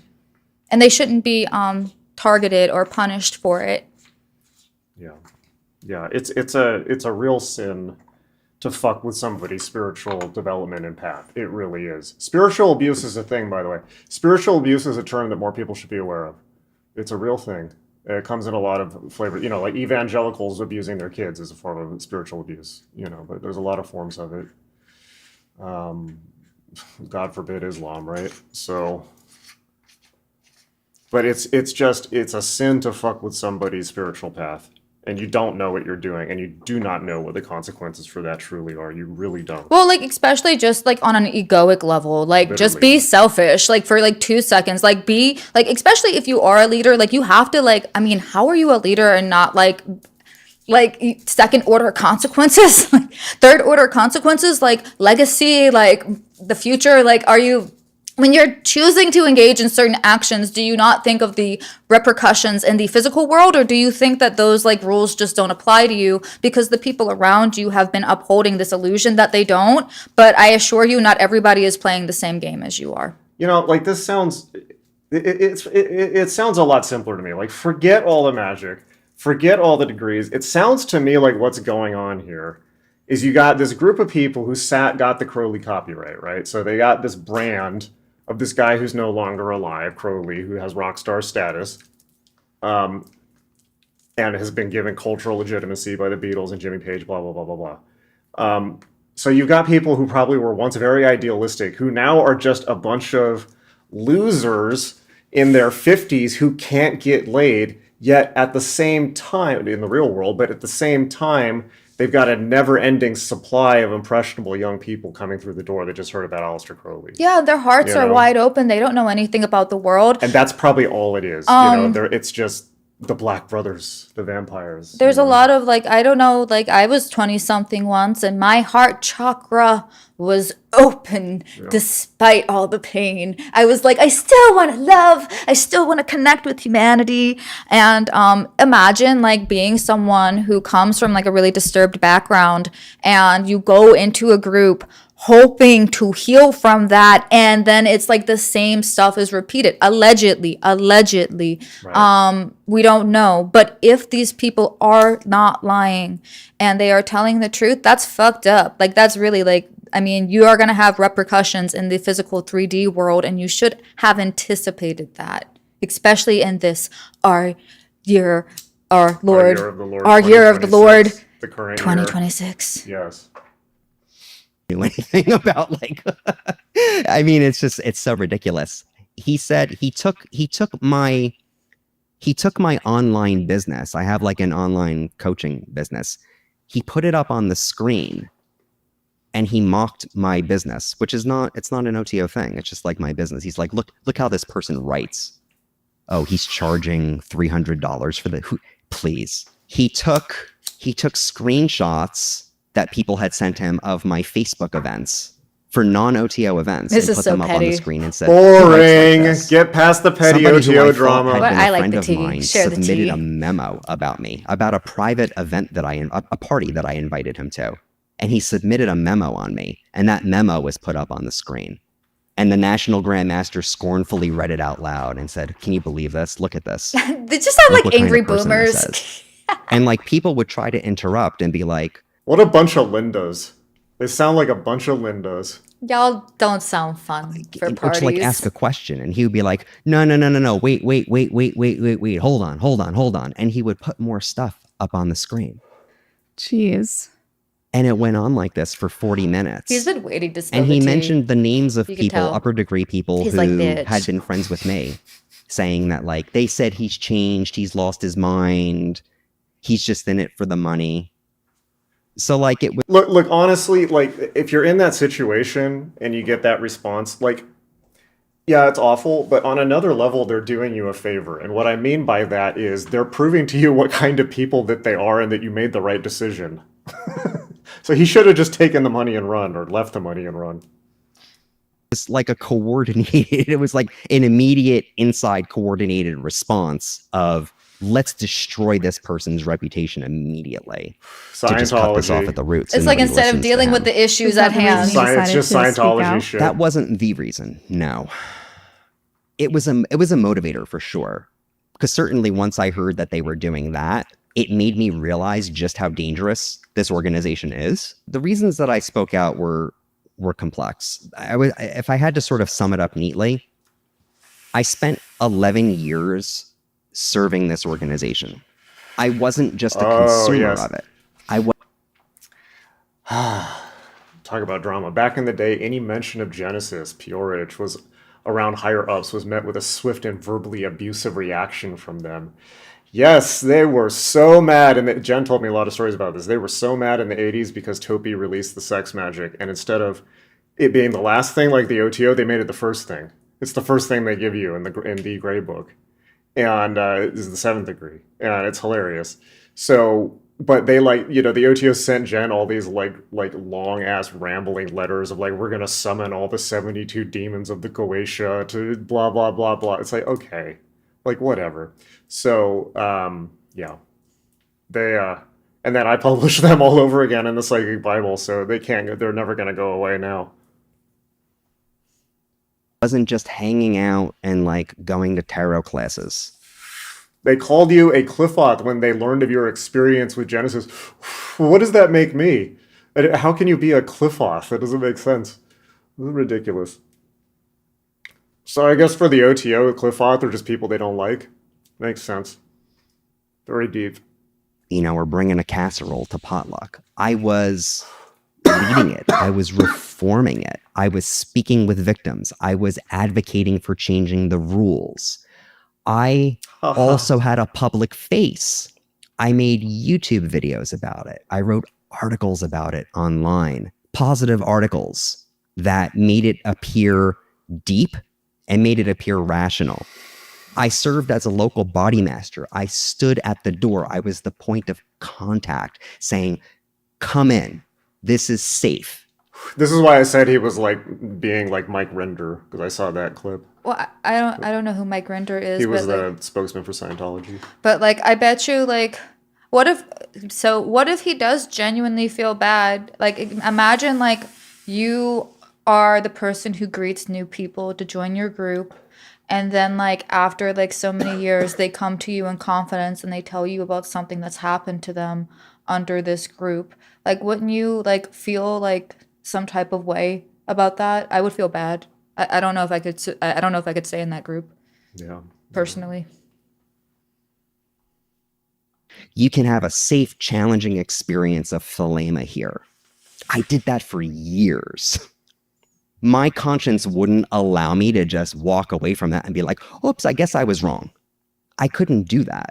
Like, what was I gonna, like, I guess I was just gonna, like, start making videos about, I don't know, Me. basket weaving or something. You know, it's like I had a public face, and I felt like I owed it to my conscience and to everybody that I had spoken to. Like, people email me now and say, I joined OTO in part because I read your book or because I heard your lecture. Like, I don't understand what happened. And I never try to get these people to leave OTO. But what I tell them is, no matter when it is, whether it's a month from now or a year from now or 10 years from now, if you need me for anything, you reach out and let me know. Because they read my book. Like, I don't know. I can't, like, I feel like I owe it to people to be there. I made it appear like something that I know now it wasn't and can never be. That's why I spoke out. So what was it, do you think, about the group that kept you blinded to the truths while you were in it? That's such a good question, because it's not just one thing, it's several things. There are external factors that have to do with the way the organization itself is set up, and then there are internal psychological factors where we blind ourselves, where we kind of set ourselves up to misinterpret. The external factors are that it's a secret society. It's opaque by design.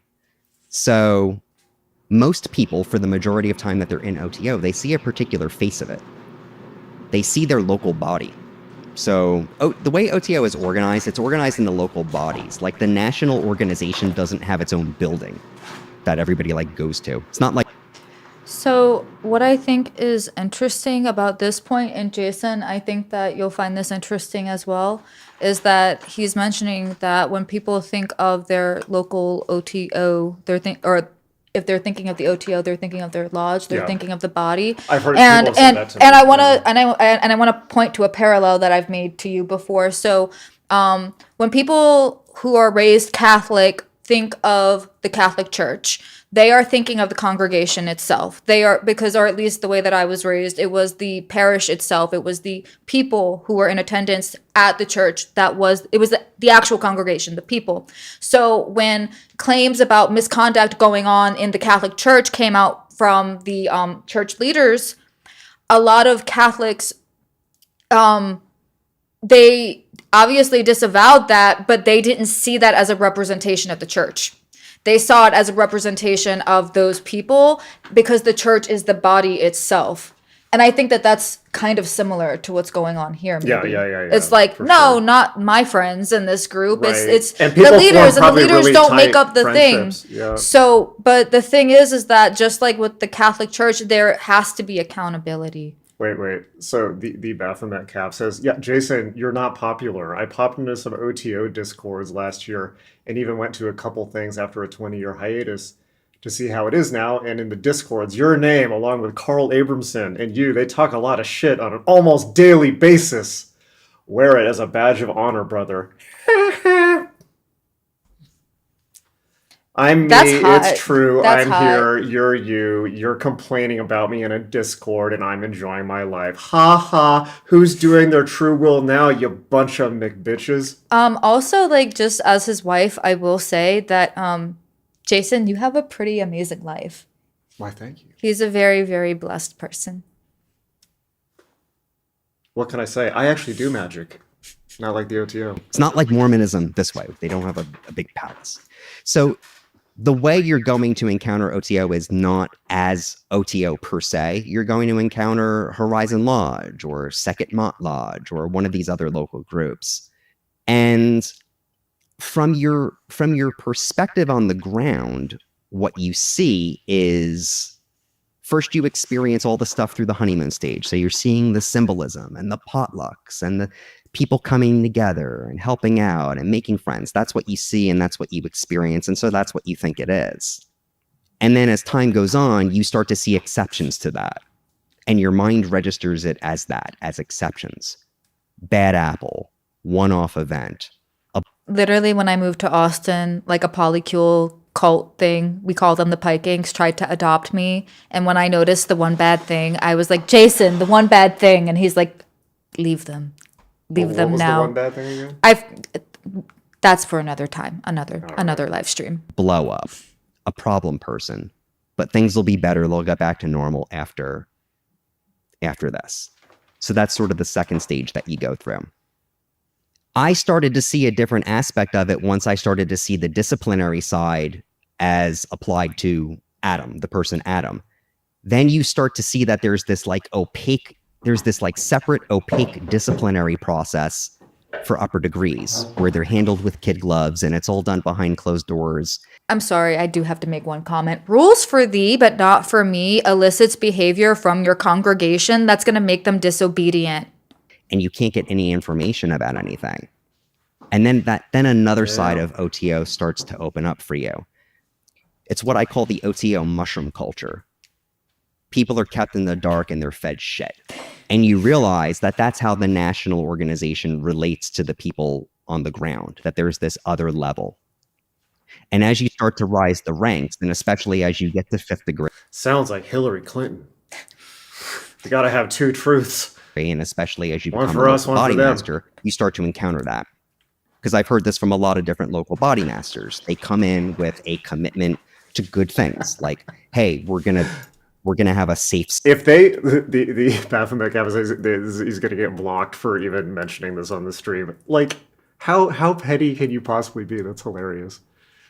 Yes, well, you're welcome here. We don't give a fuck. We literally We're normal people. we truly don't care. This is going to be safe. We're going to be respectful to one another here. And the upper degrees are like, yeah, that sounds like a great idea.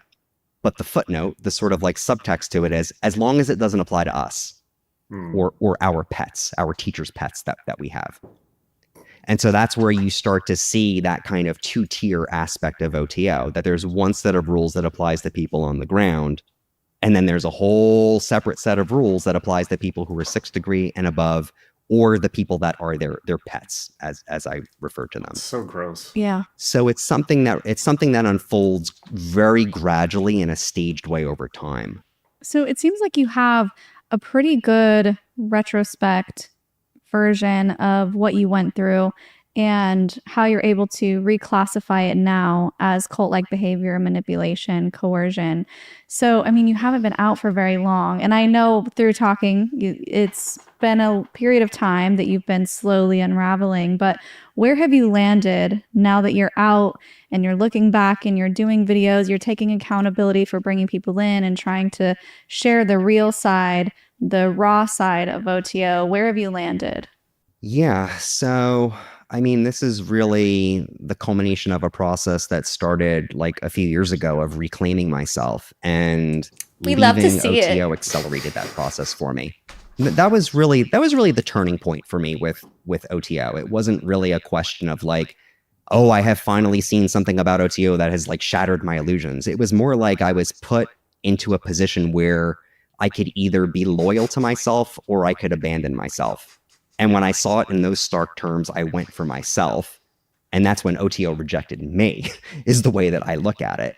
And Isn't the that hardest step was the crazy? first step. Right. That was when I stepped down Were as you local body reading the master. chat That or were was you the listening to step him? of terror. Reading the chat. And the only reason that I was able to take the step of terror is because Well, I feel like what he said was important. So, if I'm not mistaken, he said something along the lines of him doing his true will was suddenly like out of alignment with Maybe the OTO. Rewind like 30 seconds. We're rewinding, guys. Jason was caught I was up. zoning out. Sorry. This has been a long stream, guys. Yeah. Okay. Just play from, I don't know. That's probably fine. Okay. Sorry. Talking, it's been a period of time that you've been slowly unraveling, but where have you landed now that you're out and you're looking back and you're doing videos, you're taking accountability for bringing people in and trying to share the real side, the raw side of OTO? Where have you landed?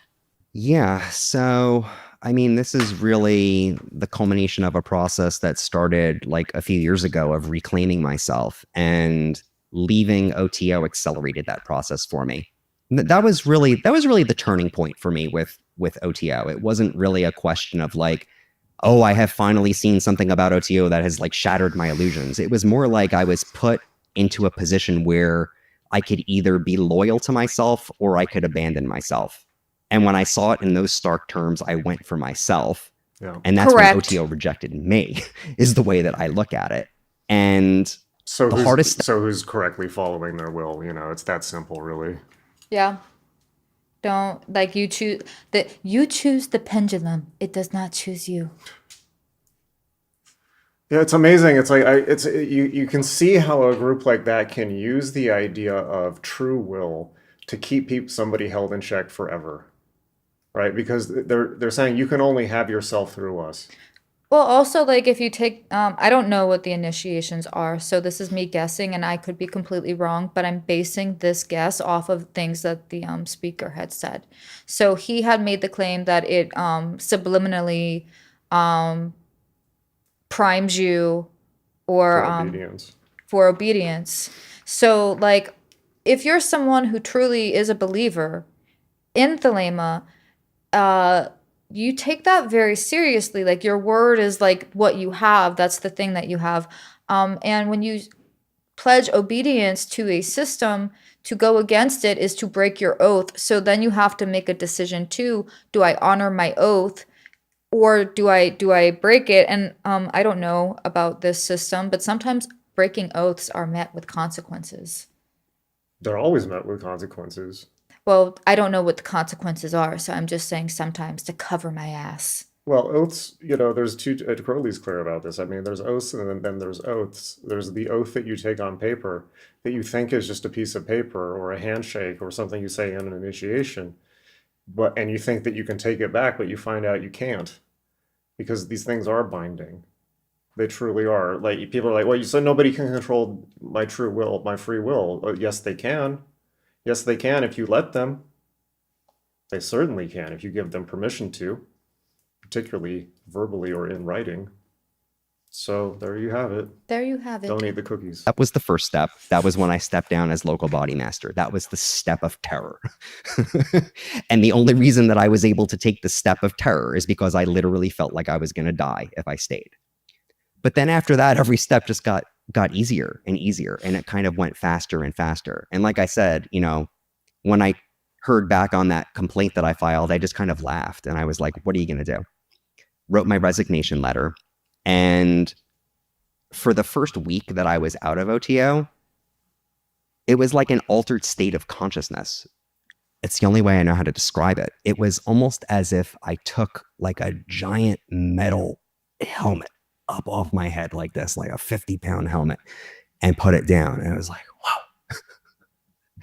And I didn't know what to do with myself because I had been putting 20 hours of free labor into That's this thing every amazing. week Now you for have energy years. to do And your so will. I would just walk Yeah. and walk for hours every day and just kind of marvel at this. It wasn't altered consciousness. It was just normal consciousness. I didn't know what it was. I was just It like, was unburdened consciousness.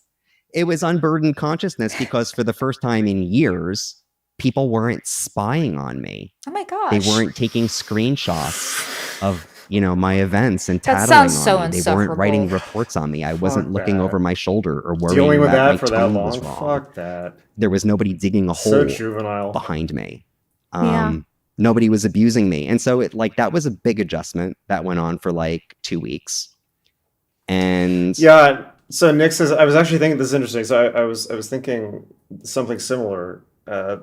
Another cult survivor interviewed about a different cult, mentioned that exact collar thing. Yeah, I'm wondering if, or like taking the helmet off, that strikes me as that must be like, there must be like anthropological or like psychological studies on that. Like that's got to be a common experience among people who leave coercive or high control groups. Energetically. I Yeah. mean, But this is even all. almost in those terms, you know? Yes. Everything is multidimensional. Everything, I think. And I'm just bro speaking right now. But like, energetically, when you are attaching yourself to a massive group, I feel like it makes sense that like it feels heavy and it's subtle because maybe like you just put on one thing from the group one day and then another thing, and then eventually it becomes so heavy that you end up snapping because you start to be inauthentic because you have to, depending on how the group nurtures the environment, like if the group genuinely gives a fuck about authenticity,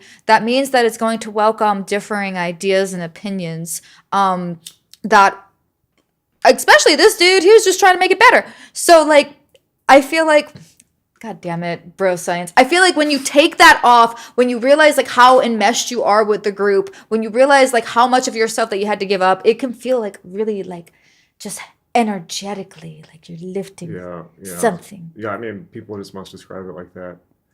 If there's bro science, can there be bro Scientology? Free range. I don't see why not. Then there was the period where I made videos about OTO. And so I was waking up every day to being attacked by people, basically waking up every single day being called a piece of shit for like 12 weeks straight. That's unhealthy. That's unhealthy. It's called day. Twitter, but I'm glad for it because one, the information is out there and now nobody can do anything about it. And number two, every attack that I received just proved to me and to everybody else that this is a cult.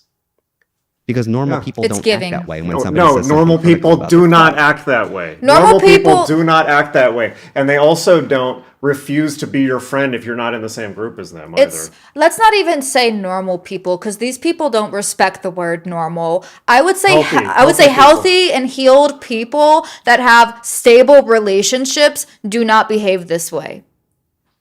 They don't. They literally don't. That's like happy people. I'm gonna tell you right now, we are very happy. We spend our time doing things that we like to do with the people that we like to do those things with. And it's mostly our cats and our dogs. But anyways, you will never catch us like talking shit or going or harassing or stalking or whatever. Because like literally only lame people and haters do that. And like people that like are unstable. So like it signals a lot, guys. It's not a good look. It's like it's giving cult. Yeah. And so, but eventually I kind of got to the point where I was like, okay, I've said enough about OTO. It's time to move into the next phase of things. And where I am now is that I've kind of rediscovered that childlike sense of mystery and wonder that I mentioned so sad. He's so old. back at the beginning of our conversation. And marveling at existence. No offense, I hope you're not watching having this. You're like not that interesting old. memories If you about childhood as well, like staring up at the sky and I just think it should experiencing have happened wonder. earlier. But like I'm mixing it now, not with like esoteric gotta be about the mysticism, same but age as with me, like probably. philosophy. And I'm coming up with tools, like philosophically informed tools to help people basically keep their sense of self together in like unstable or chaotic situations. That's important. Like I realized that like for me to have made it all the way through OTO as long as I did, and even before that to like previous things in my life going far back, like I'm pretty resilient. Like I haven't been jaded by all of this at all. And it's like there's like I realized it's not just luck. There's a certain set of skills in it. Like I went through a lot of pain, but I was awake through so much of it. That's good. And I allowed it to That's land. a good spot to be in. Okay, so is he talking about pain in or out of the group? I think like during his like experience with and leaving the group. Yeah. So can we truly call it a bad experience? I don't know. Well, like you could literally, but here's the thing, like we do live in a 3-dimensional world with laws. And so when people are being physically assaulted, we can't use, well, it was their spiritual evolution, bro. No. Because then we're going to live in the Wild West and nothing is going to make sense. And it's going to be like certain countries that we would rather not be like. North Korea. Yeah, a place without any laws or order. So it's like, yes, don't confuse the planes though. That's a good point. Yeah. Allowed it to transform me.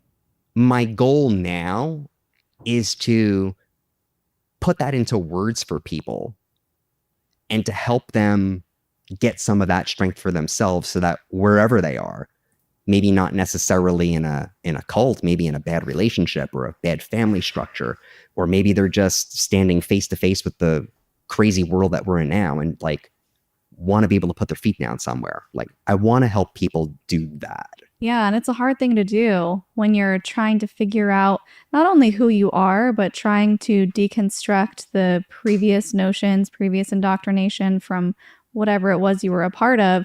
It's really hard to distinguish yourself from these programmed ideas and to unweave all of that. And mesh, I think you said earlier, is such a great word of how do I take apart all of these fibers and figure out what is me and what is what they wanted me to be, or That's what whoever it magic is, the is, cult of what we relationship, as teach. you said. Say it again. So the very thing that she's saying, like, how do I know what is me and what is not me? I think like if somebody were to follow the techniques that you teach in your courses, which are being refilmed and updated, very exciting. The free one is already refilmed. It's linked in the description in the top post. But that's part of like what the process is. It's not just like being able to work with universal patterns. It's also like knowing what your pattern is and like loving it Yes. and embodying it. Yes. And being able to manage boundaries with other people in a constructive way and healthy way for yourself as well. Yeah. Yeah. Unless you're like Jeffrey Dahmer and it's like your true will to be Jeffrey Dahmer, don't do it.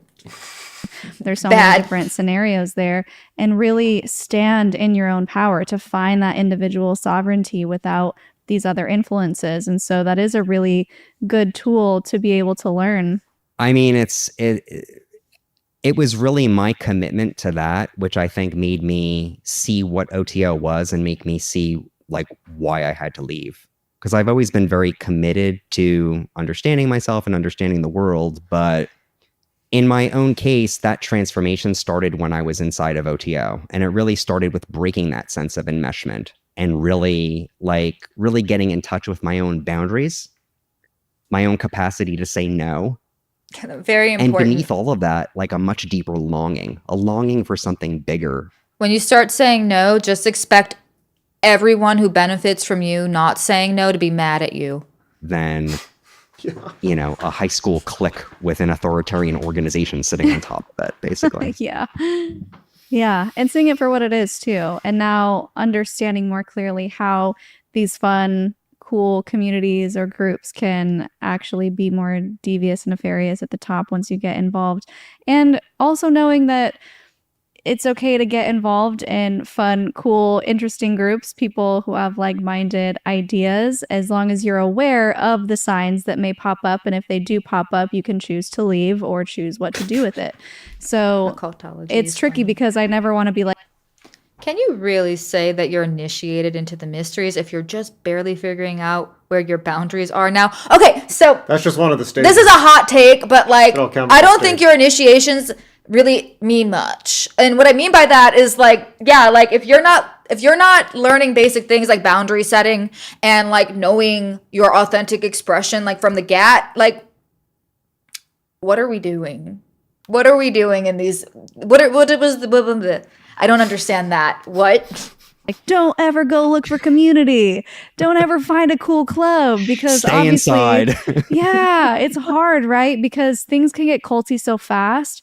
And so that's part of what we try to do here is just to help people see the red flags from other people's perspectives so that if something does pop up and they have that weird feeling in their stomach, they can go, hold on, this kind of sounds like that love bombing that they talk about at C2C or, Important to know about. something that feels off. They can recognize Important it to know about. instead of This is why I'm saying like this, like if these claims are true, then these dynamics cannot exist much longer because the internet exists and people have language and vocabulary to assign to their experiences and professionals telling them that what they're experiencing is wrong. So like you literally cannot continue to exist like this. Yeah, and magic Because we have the internet now. magic deserves better than this. Thelema deserves better than this, for God's sake. Well, yeah, because it's like you could be mad at the victims, but that's really like bizarre. You should be mad at the people who are abusing their responsibility and tarnishing the reputation of a system.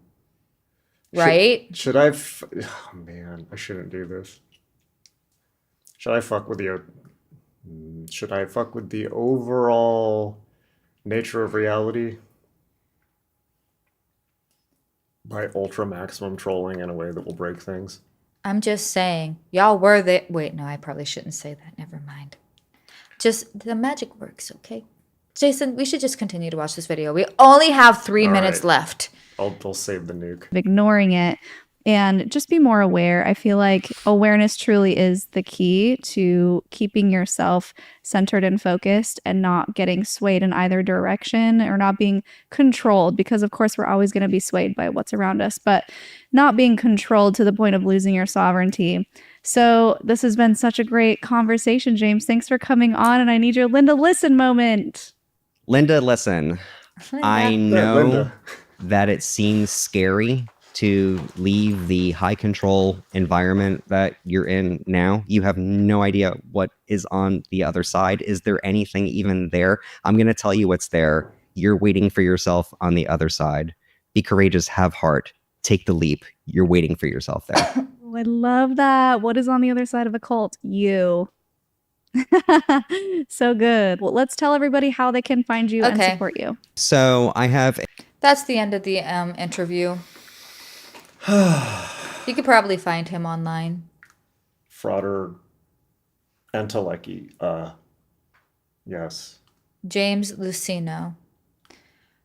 I feel like they probably tormented this person. Listen, we can all be petty. We all can. It's funny. But like being psychotically petty, that's like, you're doing that as an adult. Like, I think like even like in high school, if you're doing that, that's weird. Should I do it? I can't agree because I don't know what you're talking about. All right. God damn it. So all of this is alleged and it's just worked out by Jason in his spare time.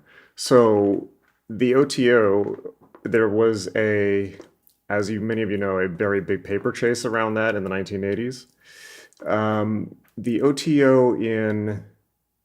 Man, do I want to go down this rabbit hole?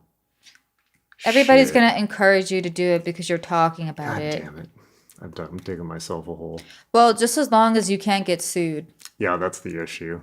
Well, you see, guys, sometimes we like to think out loud. Unfortunately, I've had 3 joints and I should probably keep my mouth shut. okay, Jason, you should probably listen to that voice Okay, then. all right. I know things. I know things that will be released upon my death from a dead drop. You should like write a letter with like all of the secrets known. I have. Yeah. I have. It will be released upon my death. Jason is one of the funniest and most dramatic people that you'll ever meet, but he's not psychotic, so he won't do things like blow up people's phones, but like he is very dramatic and Yes. he can be petty. Okay, so I think that's gonna be a wrap for us because we've been going for a while. This was like a marathon. If you are still with us, you're It's awesome. midnight. Oh my god. We need to walk the dogs. They're probably mad at us. Oh man. Okay. Well, we hope you enjoyed this. This was one of our most popular streams ever, actually. That's exciting. Again, everything was alleged. We were just reacting to the video. So we were just looking at the content and reacting to the content. We didn't make any claims here, but we were just responding to the video as if it were hypothetically going on, what would be the obvious response? All of this was presented for entertainment purposes only and is not meant to be taken in place of the expert guidance of a physician. Party on, Wayne. Yes, party on, Garth. All right. We will see you later. And by the way, well, actually, no, never mind. Bye. Make sure to like and subscribe. We're almost at 39K. 93, it's 93 backwards. All right. See you later.